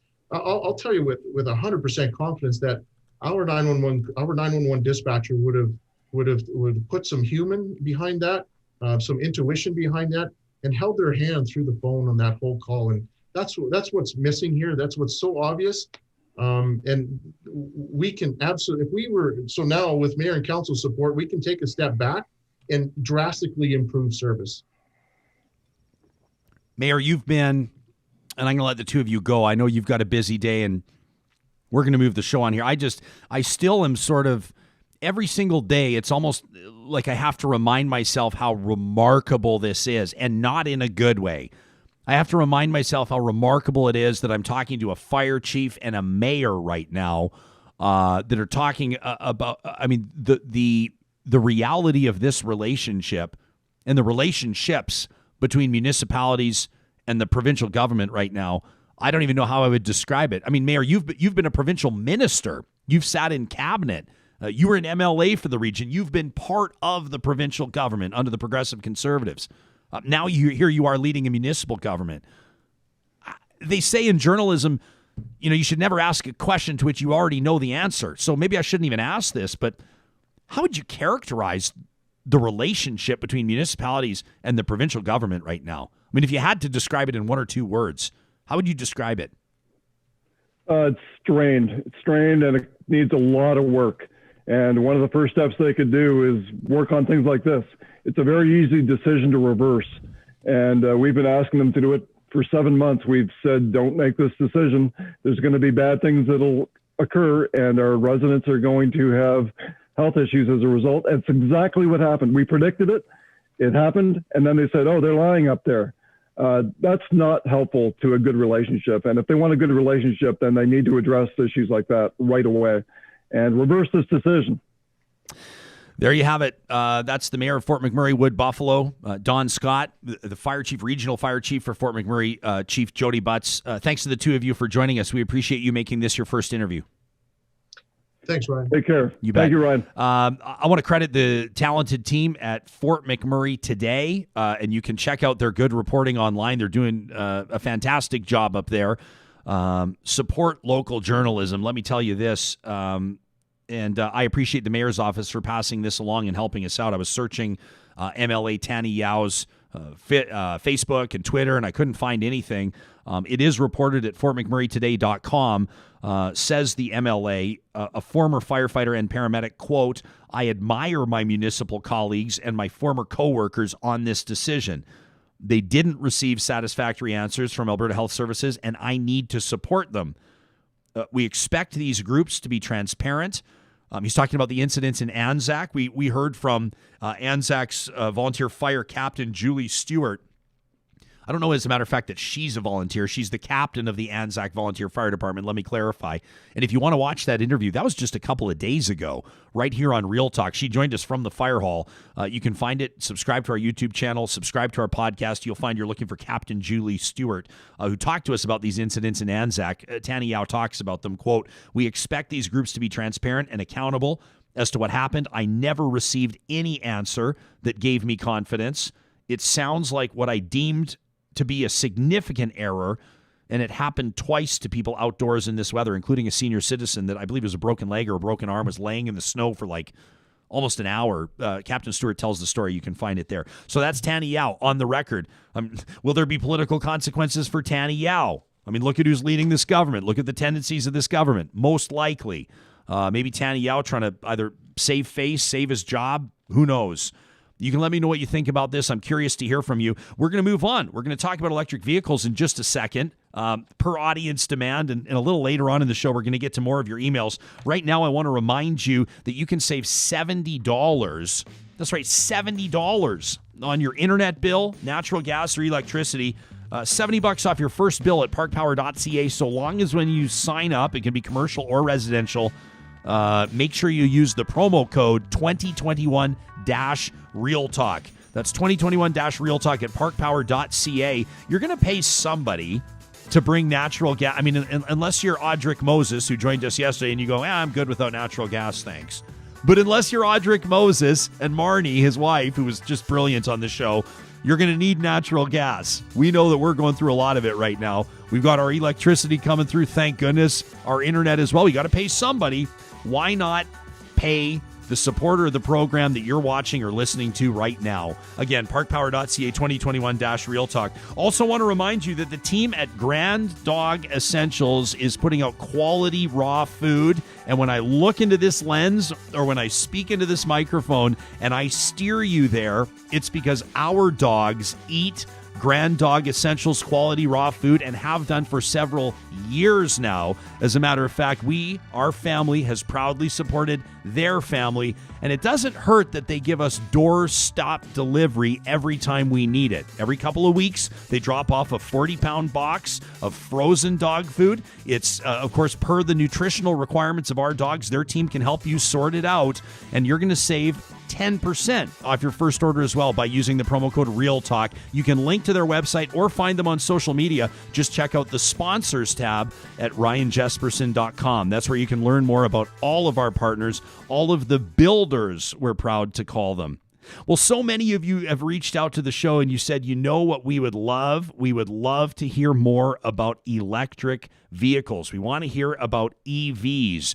It's because, of course, there's been a lot of buzz around it lately. General Motors announcing just a short time ago that within the next 14 years, they were going to be manufacturing nothing but EVs. Of course, we had, and we're going to show you a little bit of it in a little bit, that pretty prominent ad that was put out right around Super Bowl time featuring Will Ferrell and others, General Motors saying, hey, listen, we're falling behind Norway on EVs. We got to do better on this.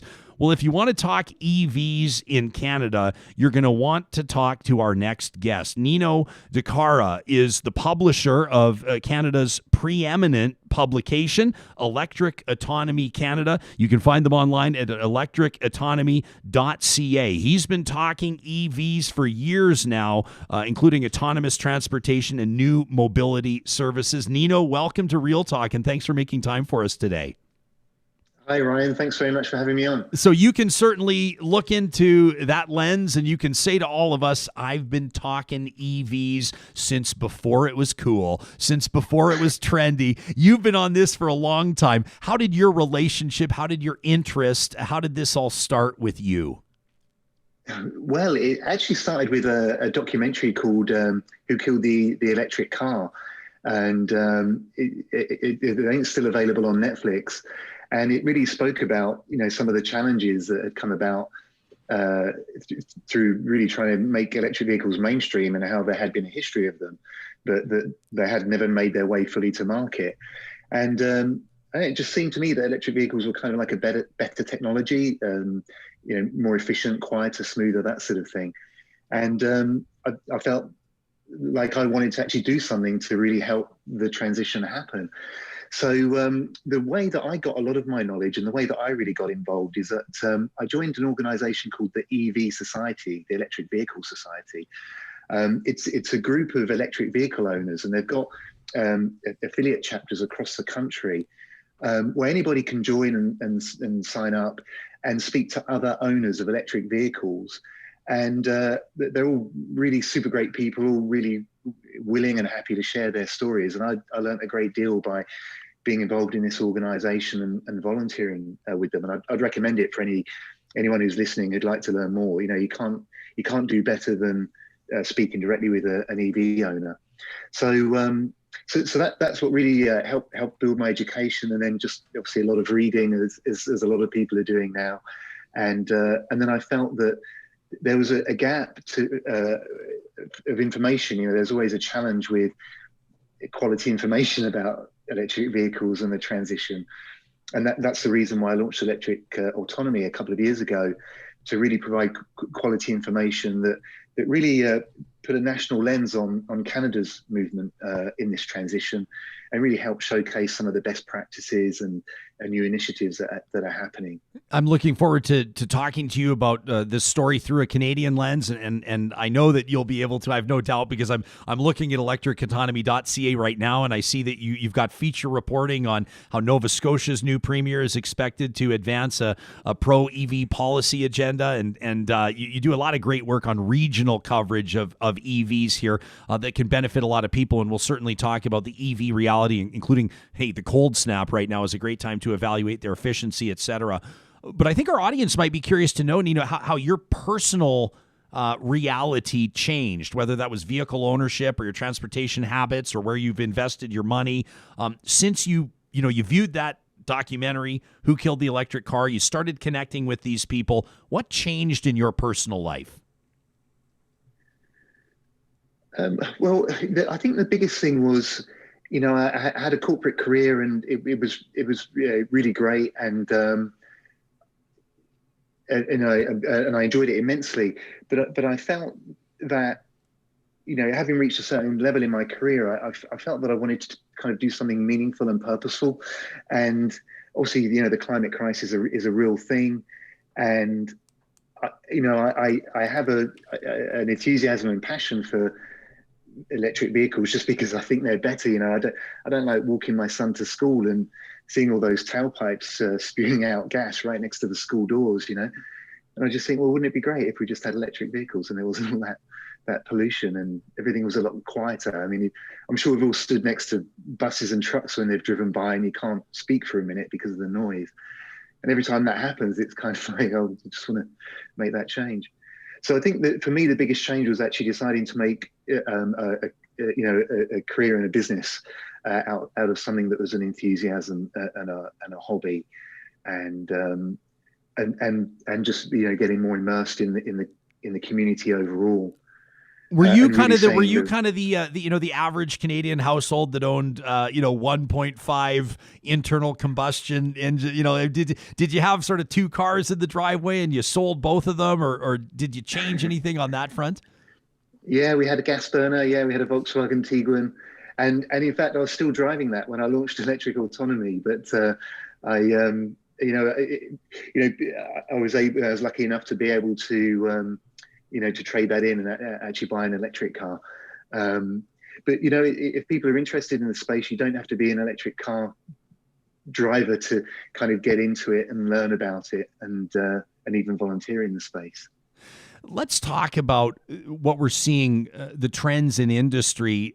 Obviously, we're not going to take the time to show the whole thing. People can watch it on YouTube for themselves. But one of Hollywood's biggest stars, one of the the most beloved comedians on planet Earth, Will Ferrell, starring in General Motors, in particular in Cadillac's new advertisement about EVs, and he jokes around about how the U.S. is falling behind Norway when it comes to EVs, and Sam, maybe you can just show us that as B-roll. It's a lot of it's got a lot of people talking about what Cadillac is getting set to roll out, and we're seeing other auto manufacturers. I know our listeners have been talking about Jaguar and others that Mercedes is saying, hey, within the next little bit, and most notably over the next decade or so, we will be transitioning to ultimately, maybe in the next 15 years, an exclusively EV lineup. In other words, we're not going to have any, as you called them, gas burners. We're not even going to make them available 15 years from now. What's prompted this trend? I mean, I think people have gone from a certain degree of saying, yeah, maybe the ultra wealthy can afford the Tesla Model X, or maybe somebody that has a gas burner as a backup vehicle if they need to go on a big long road trip might be able to flirt with the idea of a Chevy Volt or a Nissan Leaf. But now we're talking about transforming the auto market in North America in a relatively short period of time. Yeah, the movement was very much driven by climate change and the fact that less carbon emissions are generated through the lifetime of an electric vehicle compared to a combustion vehicle. And because of the climate crisis, there's been a lot of financial support and encouragement and investment from governments around the world. However, what's now happened is that the transition is accelerating because it's a technological disruption.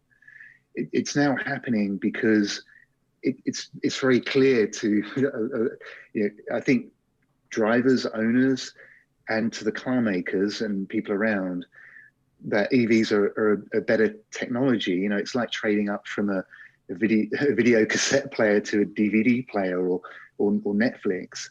It's superior technology, and that's that's part of the Tesla impact. Is they kind of jumped to light speed and produced a vehicle that was a solid product with a good range, and said, look, this is what it can be.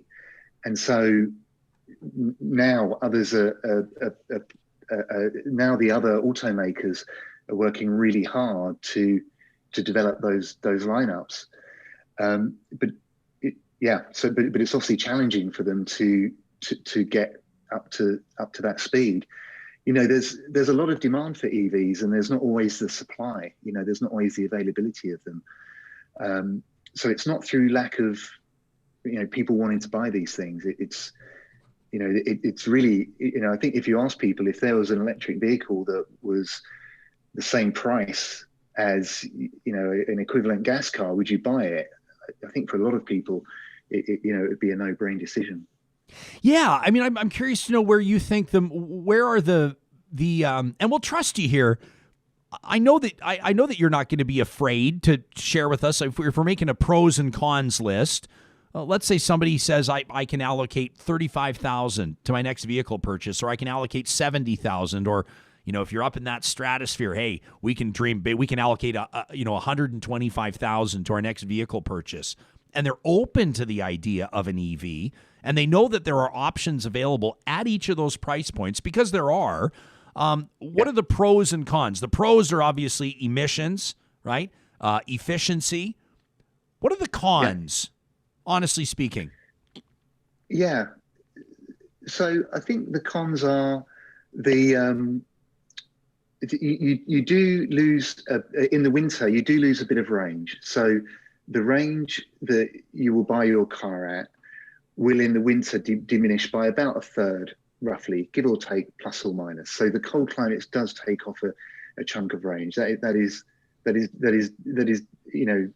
definitely not a good thing.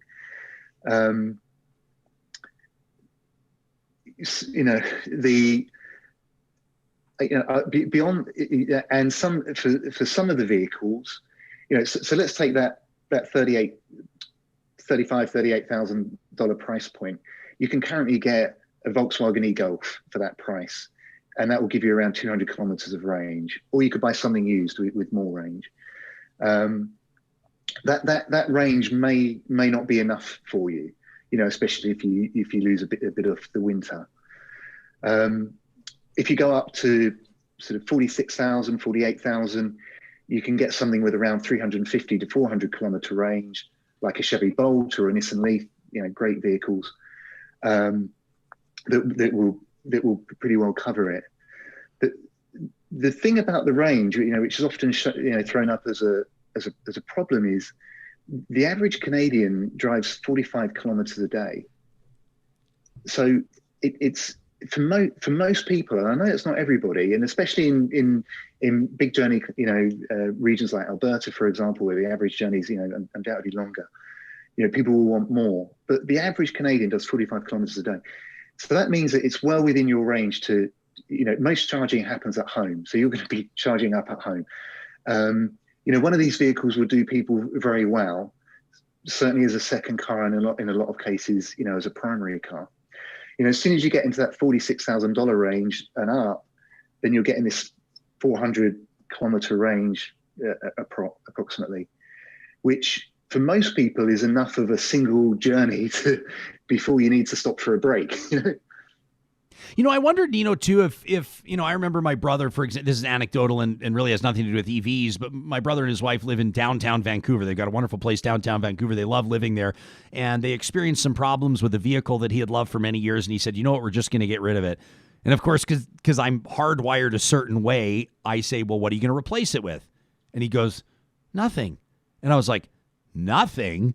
And they adjusted their lifestyle, and they used transit, and they walked a little bit more, and they rode their bikes. And when they needed to go somewhere, if he had to go to Chilliwack or something, or they wanted to go down to Seattle, they would simply use a car share, and they would get a vehicle. And as a matter of fact, his transition was very easy and quite seamless. And what I realized through that exercise was that I think a certain way, which is that the vehicle I take to work every day, or the vehicle that I use to drive to the outdoor rink to play shinny with my friends, or the vehicle I use to drive to Kamloops, all has to be the same vehicle. And I have to own that vehicle, and I have to be able to charge it up or fill the tank of gas at my convenience immediately whenever I want.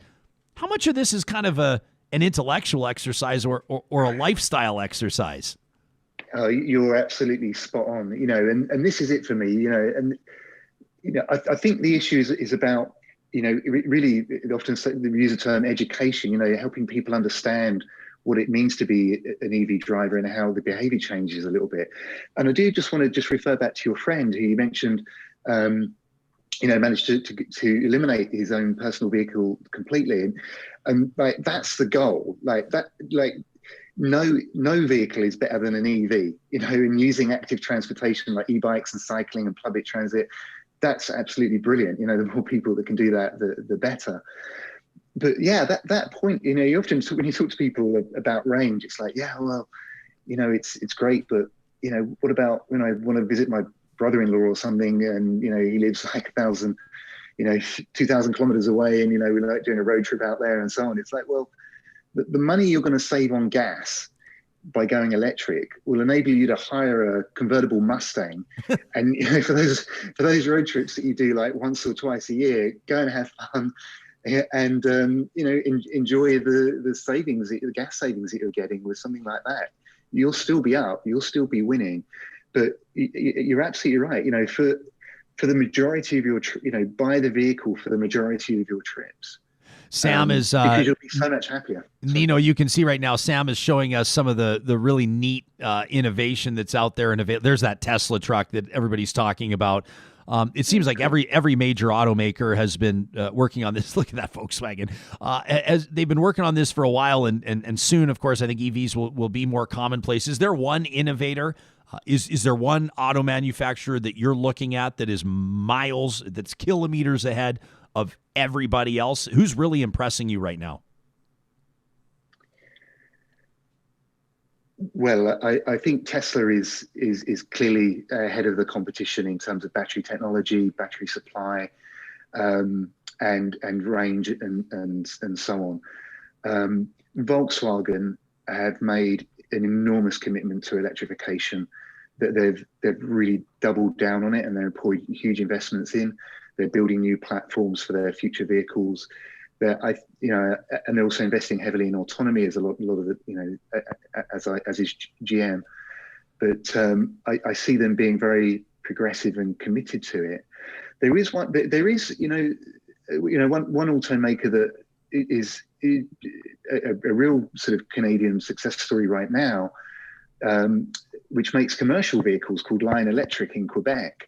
And they make electric buses and electric trucks, and they've got a great product line, and they're developing lots of partnerships and soon to be listed. And definitely a point of pride that we've got a leading commercial electric vehicle manufacturer in Canada. We talked to a guy, I referenced this, Nino, earlier, just yesterday. His name's Audric Moses, and he toured us. He and his wife, Marnie, toured us through their home. It's a net zero home. It's minus 40 degrees in Alberta right now. They don't even have a natural gas line running to the house. It's 20 degrees inside. He's totally comfortable. They put power back into the grid in the summer. It was really neat to get a sense of what you can do in the context of home building these days with efficiency and green energy. He was quick to point out, he did it on his social media. He did it again in his interview with us. He said, this is not an attack on oil and gas. This is not an indictment of oil and gas. This is not a lack of appreciation for oil and gas. I'm curious if maybe you can touch on that. I see a piece here at electricautonomy.ca. We're talking to Nino diCara, who's the publisher, the founder of Electric Autonomy. Here it is, a critical requirement for Alberta's energy transition. Storytellers. How can Alberta fit into the mix here? I mean, I've read the piece. I think people might be surprised to hear that even the oil sands could play a role when it comes to manufacturing here. That might surprise some people. Can you talk to our Alberta audience right now, Nino? Yeah, sure. And thanks for highlighting that article. It was written by Nathan Lemfers of the Smart Prosperity Institute, and it really highlights the point that we can really reach out and sort of seize this moment. And Suncor's and Nathan references in that article, Suncor's CEO Mark Little referenced that the oil sands has a role to provide the carbon fiber required for vehicles. So, obviously electric vehicles included in that, because obviously vehicle platforms are looking for lighter and lighter materials. Also, Alberta has a great potential to be a leader in hydrogen, and Canada's first hydrogen energy hub is some of the language that's being promoted. Obviously, there's enormous demand for oil. It doesn't. The oil we burn in our vehicles is just one part of it, and there's nothing. I don't think anybody in this sort of movement from EVs is really coming at it from we've got to kill other things. It's like, what can we do better? And I think increasingly, how can we bring everybody along in this journey. It's happening. Now there's just no way that the transition to electric vehicles isn't going to happen. The die's already cast. So, and I think that's why the storytellers example in that article is really important, is because given that's going to be the future, what role are we going to play, and what role does Alberta want to play, and who are going to be the individuals from that community who are going to help define and share and infuse people about what that vision is going to be, and to help make it a reality. So the stories are just so powerful in that regard. A big part of this, and I want to show our viewers again your homepage here to get a sense of. I mean, you're doing an incredible job with your team, Nino. But you take a look at the clean fuel standard that they're expecting will spur new growth in Canada's charging networks, or General Motors, the new electric delivery vans will be made in Canada, or Tesla and Dalhousie University ink a new research partnership deal. We also talked about Nova Scotia and maybe what they may incentivize under their new political leadership here. There is, with any industry, government incentive, government investment, methods that a government would use to attract industry, to attract investment to its region. One of the common complaints I've seen or criticisms around the electric vehicle trend or the industry, or however you want it, the movement, if you want to call it that. People have asserted that without subsidies, it may not survive. In other words, people may not buy the cars if they didn't have government subsidies. Or, I can see your posture changed a little bit as I said that. What would be your response to people that would say this is not an industry that can stand on its own 2 feet without government intervention or support? Well, government gives a lot of support to a lot of established industries as well as to a lot of new ones. And we are close to the tip. The incentives right now are coming from federally and in some provincial governments to help offset the cost of the purchase of a vehicle and to install charging infrastructure. And the cost of vehicles of electric vehicles is rapidly coming down, and there are projections that indicate that we will be at cost parity within a couple of years. So the cost of buying an EV will be the same for an equivalent gas vehicle. So the incentives are really just helping us through this early adopter stage, which a lot of technologies go through. So that parity point is going to come, and there'll be less need for those vehicle incentives at that point. Charging infrastructure, we're building. It's like building the railway, the CM railway. These charging infrastructure is going to help connect Canada. They're going to help enable Canada to, people to drive across the country, through their communities and so on. So we build, the investments in that are sort of pretty foundational. This stuff's going to last a long time, and so, I don't know what the future holds for governments. Support and investment for charging infrastructure in the long time. But right now there's a lot of, private money going into building private public charging infrastructure as well.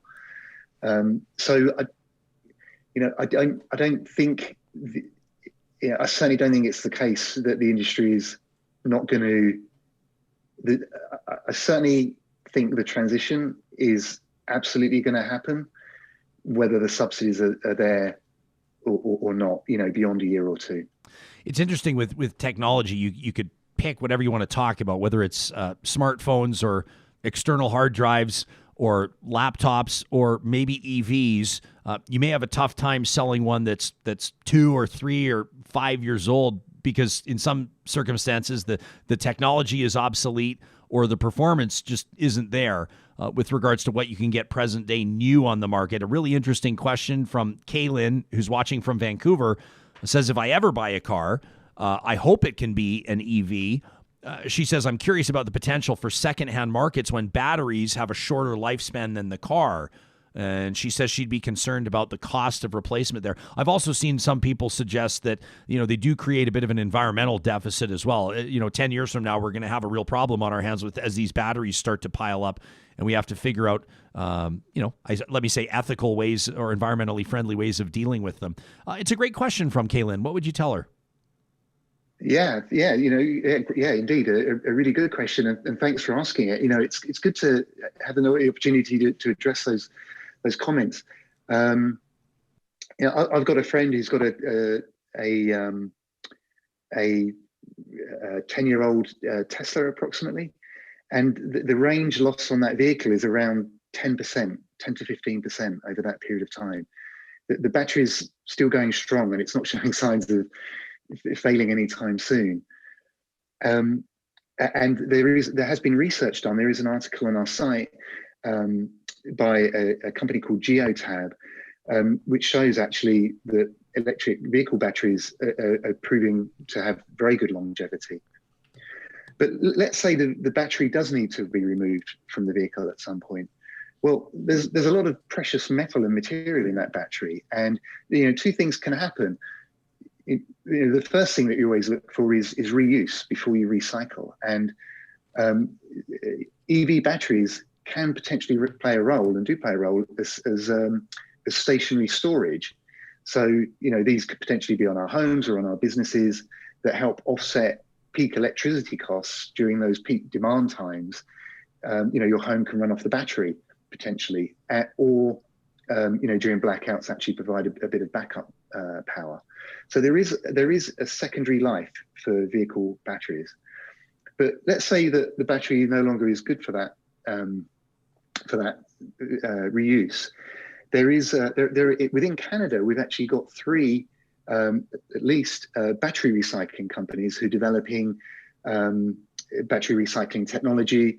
One of them has recently conducted a trial with a Canadian bus manufacturer, New Flyer, on actually recycling batteries from those buses, and that pilot's proved successful at recapturing those materials. So I think the wrong thing to think is that somebody's going to go and throw these precious metals and incredibly expensive battery in the lake or in a junkyard somewhere. It's just that may happen, but somebody's going to be after that battery because it's got value. Yeah. Yeah. I can't imagine. Yeah. No, I'm just imagining. It's like, it's dark humor. It's dark humor when you start imagining if this is the industry that ultimately is going to become the biggest environmental liability. I don't think it's going to happen. We've got a great question here, not to suggest that we shouldn't talk about it. Penny's got a great question. She wonders about converting internal combustion vehicles to EVs. I'm going to tell you right now, I slightly panic, and I'm mostly kidding, but I slightly panic when I hear conversations like these, because we have our, we have our daily drivers. I'll speak for my family alone, my experience alone. We have our daily drivers, and then we have a couple hobby vehicles, and both of them burn quite a bit of fuel, and I am part of the problem. One of them is an off-road vehicle, and one of them is a classic car with a 429 7.2 liter V8 that uses about a half a tank of gas to get across the city. At what point will it be viable for me to look at the option of swapping those over to EVs? And what year do you think the last gas station in Canada will close its doors? Well, you can already do the conversion right now. And in fact, the EV Society that I mentioned earlier was born out in the 90s. I wasn't involved back then, but it was a conversion club, an electric vehicle conversion club. So it is absolutely possible to convert existing vehicles. Economically, I'm not sure, but I don't know that it's really viable or wise for like a regular vehicle. But for a classic car that obviously we want to preserve and keep on the road, then I think there's obviously a very good case for it. So in terms of the last gas station, I don't think we're going to see the end of let's call it the service station, because we will still need to charge publicly. When we're going on a long journey, we will still need to make these public stops, and we want to stop in a comfortable place that's got a washroom and a convenience store and hot coffee and things like that. And service stations are in perfect locations. They're right by the road, and they've got great stores next to them. So The only thing is that they'll be a little quieter and a little bit less oily. Yeah, I mean, I think that's one of the. I mean, Penny follows up. It was her question about the conversion, and she says, I love my 2010 Toyota Tundra, and I don't want to have all of that go into the landfill. I know off air, Sam Brooks, the producer of the show, and I have been talking about that. I mean, with the transition, there is there's the reality that a lot of these internal combustion. I mean, I think personally, that there's always going to be a market for them. Or maybe not always, but at least there's a residual market right now for people that are making this slow transition. Perhaps we'll be surprised as a society at how quickly people transition to EVs, but most people don't replace their vehicles every 18 months, right? Most people, I think, no. Right? Yeah, sorry. And what I'd say to Penny is, keep the vehicle. Drive it for as long as you can, and you're enjoying it. And when you're ready during, through your natural cycle to replace that vehicle, I'd encourage you to see what electric vehicle options are available. But unless you've got unless you've got the money to be able to, do a replacement vehicle quicker than you might ordinarily within your usual, lease period or vehicle lifetime, then keep going on what you've got. And when you do come to replace it, there's going to be even better options available. But I would say to anybody who's thinking of replacing their vehicle now, I would say, what I tell friends is, go for an electric vehicle if you can, if there's a model, and if not, stick with what you've got until you see the thing that you want, arrive on the market. Because Ryan, you touch on the residual values, that the resale values at some point of combustion vehicles, will have to just start mirroring what happens to cassette players and DVD players. Well, Nino, that's exactly what I'm wondering about. I mean, I wonder right now if somebody goes out and spends, I mean, these SUVs, even pickup trucks right now, I mean, like a beautiful fully loaded 3/4 ton truck is $100,000. A buddy of mine just got a 1 ton fully loaded Chevy. It's like $95,000. I mean, he may expect to drive that for the next 10 or 15 years. I doubt it with how hard he works and what he puts his trucks through. But you've got to wonder if there's EV options out there 5 or 6 or 8 years from now. All of a sudden, you have to imagine the resale market on a lot of these internal combustion vehicles, the bottom could fall out. Yeah, Ford and GM have said they're working on the electric pickups, and who's not going to want to ride around in a quieter vehicle that's more responsive and got faster acceleration and costs like 20% of the fuel costs. Some people will find a way to make their EV sound like they're still rolling coal. We know that's going to happen. It's true, yeah. I mean, there is there's maybe some sound effects that we can add on to give us that great feeling. Doesn't Tesla? I think Tesla has that, don't they? Doesn't Tesla have cabin noise that you can?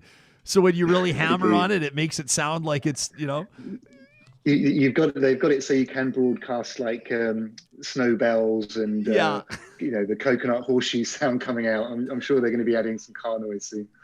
Oh, it's just amazing. Nino, listen, we've asked you, we're already way over time. We asked you for half an hour of your time, but we could obviously talk about this for hours. I'm already looking forward to your next appearance on the show. We just wanted to kickstart the conversation on EVs and get to some of the big talking points as we try to make sense of where this market's going and what it will mean for society, including where people are watching. People are watching the show across Canada right now. We can see it on our map. So this is pretty cool stuff. Thanks for joining us. We appreciate it. It's a real pleasure. Thank you very much for having me on, Ryan. Yeah, you bet, Nino. You can read Nino's good work and the work of his team by checking out electricautonomy.ca. You can also follow him directly on Twitter. I link to him and to the publication. Every morning I send out our guest list of who's going to be on the show, so you have a bit of a heads up of who's going to be there. That's also when we announced that Drew Barnes was going to join us this morning, and I see that not everybody's thrilled. Imagine our surprise that not everybody's thrilled that Drew Barnes talked to us today. I'm going to get to some of your emails about that. I'm going to remind you what the entire bedrock of this show is. It's called Real Talk. There's more complaints about me platforming Drew Barnes, and so I will address it again. But first, we want to remind you that our team of supporters here includes the team at Eden Landscaping, and they want to push you, just like we do with some of our editorial content. They want to push you out of your comfort zone. And so the team at Eden Landscaping knows that you're thinking of, some of the perennials that are going to pop up in your garden. You can't wait to see the tulips and the daffodils first, and then you're going to get to all the other stuff but you can do more with your yard. You know it. But thinking about building a gazebo, like, who has time for that? Or you want to run out a big outdoor kitchen? That sounds like a lot of work, right? You know that the property desperately needs a retaining wall, but what do you know about retaining walls? The thing is, they know a ton about all of it because they've been doing it for more than 20 years. You can check them out online at landscapeedmonton.ca. That's how you can make contact with them. Then they'll be happy to talk to you over Zoom. They can look at your property on Google Earth. And whether it is a simple planter box or maybe it's flower beds, relatively modest, or maybe you say, this is our dream home and we've got $250,000 to put into this backyard. They do it all at Eden Landscaping, and you can find them under the sponsors tab on our website. Also wanted to remind you that if you're inspired by all this talk about EVs and all the energy talk we've been having on the show, our good friends at Kubi Energy are ready to help you out. They're ready to help you chase what Audric and Marnie did with their home yesterday. I got an email from a listener, Megan, who said, we've already checked in with Kubi, and we can't wait for our consultation because we're going to take our house off the grid. Kubi's been doing it for businesses and for residences in BC and Alberta. And of course, they have Tesla certified journeyman electricians doing all the work. Plus, they handle all your paperwork at Kubi Energy. You can find them online. Again, sponsors tab at ryanjesperson.com.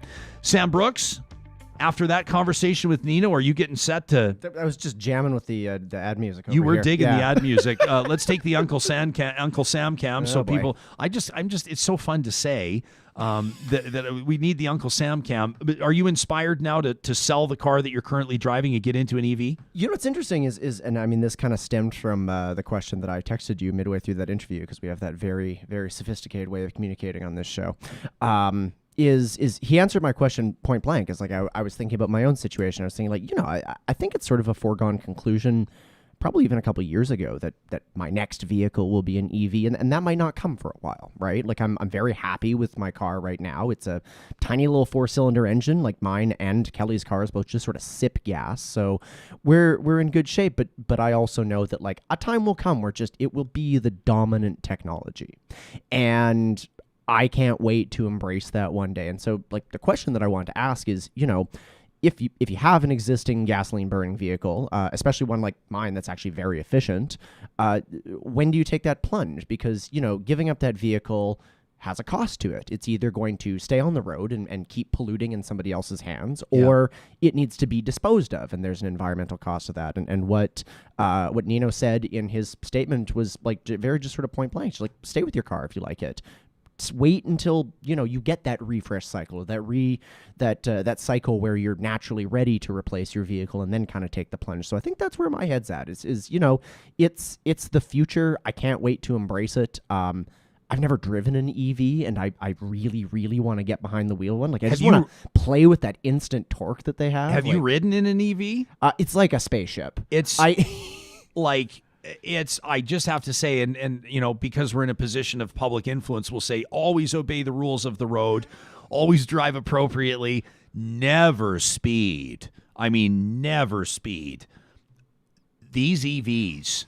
Oh boy. And I'm not going to say, like, I don't know, I haven't ridden in some of the entry level, like, I don't know what, like Nissan or Toyota. Some people are giving Toyota a lot of credit here on our chatterbox. I don't know what the more affordable ones are capable of. Yeah. Like 35. You can get into an EV, I think, for about $35,000, which is not peanuts. But I will say, I have had a chance to ride in that Tesla Model X, and it is motorcycle fast. I was going to say, that's the exact same one that I've been, by luck of the draw, I was at the Toronto airport and called an Uber, and a Model X showed Come up. on. And I was like, hell yeah, whip down the 401 in this Model X. What's a Model X driver doing driving Uber? I don't care. No, yeah, it's not. That's I got to ride in it. That's not your problem. I just know that I have a general sense of what Uber drivers are making because they often tell me, and I don't know how you're making the minimum payments on a Tesla Model X. That's as far as I understand it, that's a $200,000+ car. Yeah, well, I know. it's more kind of an SUV. What is it? It's like.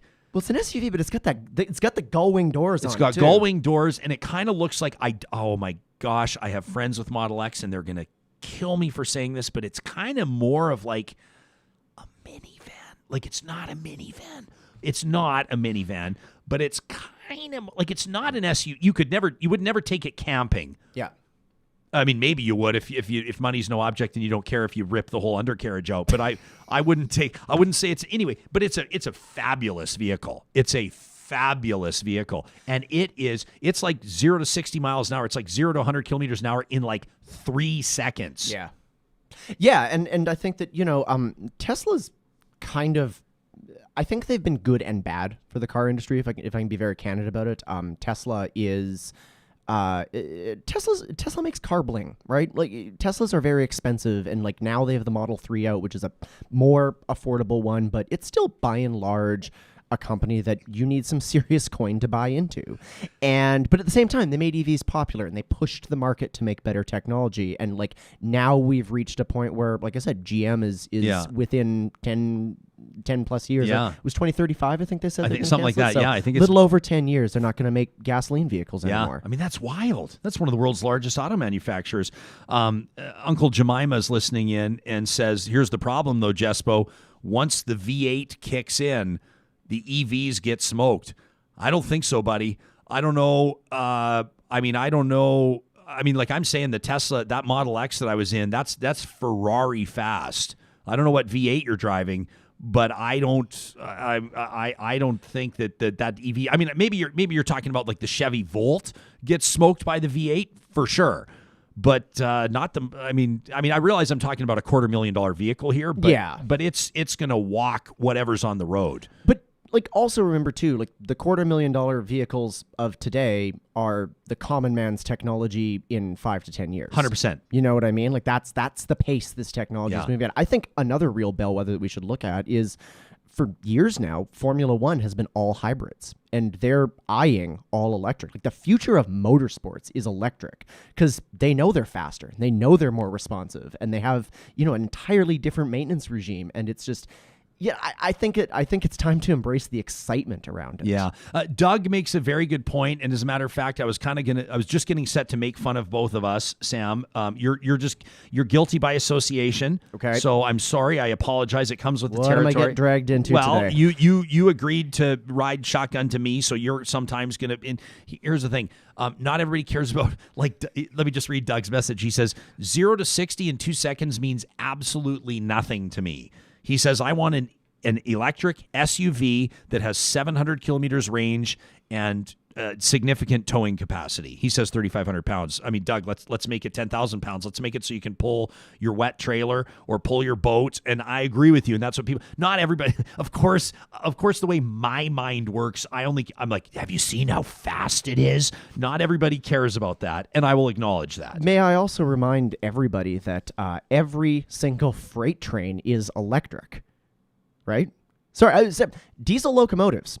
The diesel in a locomotive on your average Joe freight train is a generator that runs electric engines. They have been for years and years and years. So when you want to talk about towing capacity and torque, heavy industry is already there with electric engines. See, Sam's way smarter than the rest of us. I mean, well, maybe not you. He's way smarter than me. Scott, Again, wouldn't say that. Scott says, I agree. Or Scott says, pardon me. He says, agree with Elon Musk or not. But he has demonstrated there's a demand for EVs, and this is great because he's pushed the big manufacturers to see this. Scott, I think you're bang on. Is this true, Justin? Justin says the one thing I don't like about Tesla is how they've tried to take away features from vehicles when they've been resold. I don't know if that's true. You know what? Actually, we have Adam O'Brien coming on the show. I'm pretty sure it's tomorrow. He's the founder of Bitcoin Well, and we're going to talk about Bitcoin and all these types of things. But he also, I don't think, Adam, he said on the show, he doesn't mind me saying, he drives Tesla. His family has a couple of Teslas, and we'll ask him about that because you'll see when we talk Tesla with Adam, his eyes he just loves it. So he gets really passionate about it. I love this from Joel. Joel says, my ride in an EV, they basically said, are you ready? And I didn't have time to answer before I was slammed back in my passenger seat. That from Joel.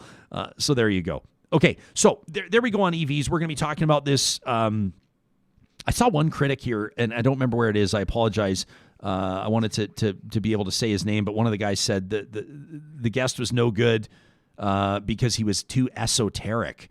I was like, what are you talking about? Esoteric is like, I thought that Nino did an amazing job. He's kind of like the guy in Canada. We got the guy.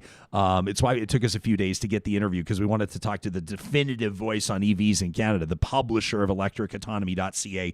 But of course, when we have conversations on this show, that's not the end of the conversation. Oh, we talked to two guys about orphan wells. I guess we've closed the file on orphan wells. No way. I mean, look what's happened, even just the journey. And I'm going to pump our tires for a second because we don't have a big corporate machine pumping our tires. We got to pump our tires ourselves. You're pumping our tires, Real Talkers, by telling your friends about the show, by subscribing to us, by contributing to our Patreon, which we're so grateful for. We're pumping our own tires here. But look at the conversation that we had. What was it, a month ago? With Mayor Spearman in Lethbridge, Mayor Veer in Red Deer, Mayor Scott in Fort McMurray, and Mayor Nenshi in Calgary. You remember that? And either shortly before or after, I don't remember who was first. I think the mayors were first. Then we had the 4 fire chiefs. You remember that? And then what happened? Well, then the province made changes to 911. Then who came on? Then we had the volunteer, the fire captain out of Anzac, right? And Mayor Scott from Fort McMurray headed their council meeting, right? And then last night they decide unanimously to essentially tell the provincial government to pound sand, that they're going to manage their own 911. Mayor Don Scott on our show essentially daring the provincial government to try to remove him from office, which the government has the power to do. He says, I dare them to do it. That's happening on this show. That's happening on Real Talk. That's not happening on the traditional broadcasters with millions, tens of millions of dollars of infrastructure. It's happening here because viewers and listeners like you are saying, let's tackle this topic. Let's have real talk on this topic. And things are happening. The coal policy is being returned. The government says it's going to take meaningful action on writing up current, modern environmental policy for the Canadian Rockies in the province of Alberta. You have power, my friends, my fellow Real Talkers, and it's incredible. So, of course, our conversations about electric vehicles will continue. Of course, we'll talk to people in Alberta that own EVs. This is not a show exclusively for Albertans. You're going to hear voices. I mean, yesterday we went to Brooklyn. We had a show a few weeks ago. Sam and I didn't even really notice at the time. We didn't do it on purpose. But you remember the one show I'm talking about? I think we had a guest from Vancouver, a guest from Toronto, a guest from New York, and a guest from Stockholm. We live in the Zoom universe. This is great. We're talking to people all around the world. I mean, Stephen Duckett wants to pop in from Melbourne. No problem, right? I mean, it's a totally different game. Salmon dinners. Bragging about his salmon dinners, that guy. He left it up to us to make the cookie wisecrack. He didn't even make a cookie joke himself. I wanted to leave some time to get to some of your emails. We're so grateful. And I always underestimate the conversations we're going to have. And I think, today's the day I'm going to read 15 emails and we just don't have the time. But we're going to chip away at this, and you can be in touch with us anytime. Talk at ryanjesperson.com. Calvin wrote in just a few days ago. He wrote in on Thursday. He said, I find myself more and more disturbed. This is actually fitting. Some of you are ticked off of me right now that I brought Drew Barnes on the show. You know me well enough to know that A, I respect you and love you, and B, it doesn't bother me that you're pissed at me about having Drew Barnes on the show because we're going to talk to people with different perspectives. You're saying I should be platforming a guy who's anti-science. I want to know what makes him tick. I want to know what the hell he's talking about with this initiative. I want to ask him some direct questions so you can get some direct answers, and it's what we did. Right? Calvin says, I'm more and more disturbed by people who are chiming in on the live chat, criticizing you for interviewing people in particular with right-leaning opinions. I don't understand how these people don't seem to understand that your MO is to talk to people on all sides of an issue and then criticize both yourself and your guests because maybe they say things that people disagree with. You think by now people would learn to listen and learn, not just close their minds because somebody they disagree with is getting airtime. Calvin says it's closed-mindedness like this on both ends of the spectrum that continues to drive a wedge between the left and the right. Listen, learn, process, and reassess, people, says Calvin. That's how growth happens. Censoring other people's views because they upset you is no way to make meaningful progress. Rather, it promotes progress for but a few. That from Calvin. I loved this from Brandon. Brandon says, I want to talk about oil and gas in Alberta. More importantly, possibilities for the very hardworking Albertans who have a desire to continue to thrive here in this province, but have lost all hope over the past year. These ambitious Albertans are used to working 14-hour days for months on end in order to thrive. They don't want handouts, subsidies, bailouts, more credit, or CERB checks. They just want to work. But the reality is there is no work. So for all the engineers and operators and welders and drillers and insulators and pipe fitters and truckers and derrick hands and laborers and electricians and programmers and the endless other numbers of vocations that depend on a healthy energy industry, it feels like there's little hope at this time. Many of these people are high-achieving, self-employed individuals. Many have small businesses on the brink of failure. I am one of those Albertans, says Brandon. I wholeheartedly believe that the majority of our industry wants to achieve the safe and sustainable harvesting of fossil fuels, and I know for sure that many in our industry are working towards some form of feasible transition to other forms of energy, but that's the opposite of how our energy industry is being portrayed. Brandon says, I, like many others through this time, have spent many hours in self-reflection. We're trying to reinvent ourselves. We're trying to look for new opportunities. We're trying to figure out how to keep our businesses alive and feed our families. What I hope we can discuss is a realistic conversation about the future of Alberta energy. And more importantly, the talent that the industry has harvested in this province. How do we keep the talent here? How do we keep the strong work ethic? How do we maintain hope while so many are losing everything they've worked so hard for? Says Brandon, let's have some real talk about that. I might as well nail this to the wall. I mean, and this email, Brandon, describes what drives our editorial process. Whether that's conversation around cleaning up orphan wells or conversation around being fair to and attracting industry while transitioning, while training our skilled workforce or retraining them. Whether it's talking about healthy government policy or cooperation at different levels of government, whether it's talking about the personal side of things, the mental health implications of unemployment. These are the types of emails from listeners and viewers like you that remind us why we do what we do. And I want to thank you for taking the time to check in at talk@ryanjesperson.com. Tomorrow's show is going to be a good one. I want to remind you that Friday's roundtable from 9 to 10, we will welcome in the strategists. That's right, Corey and Zane and Steven, the three fellas behind one of the most popular Canadian political podcasts.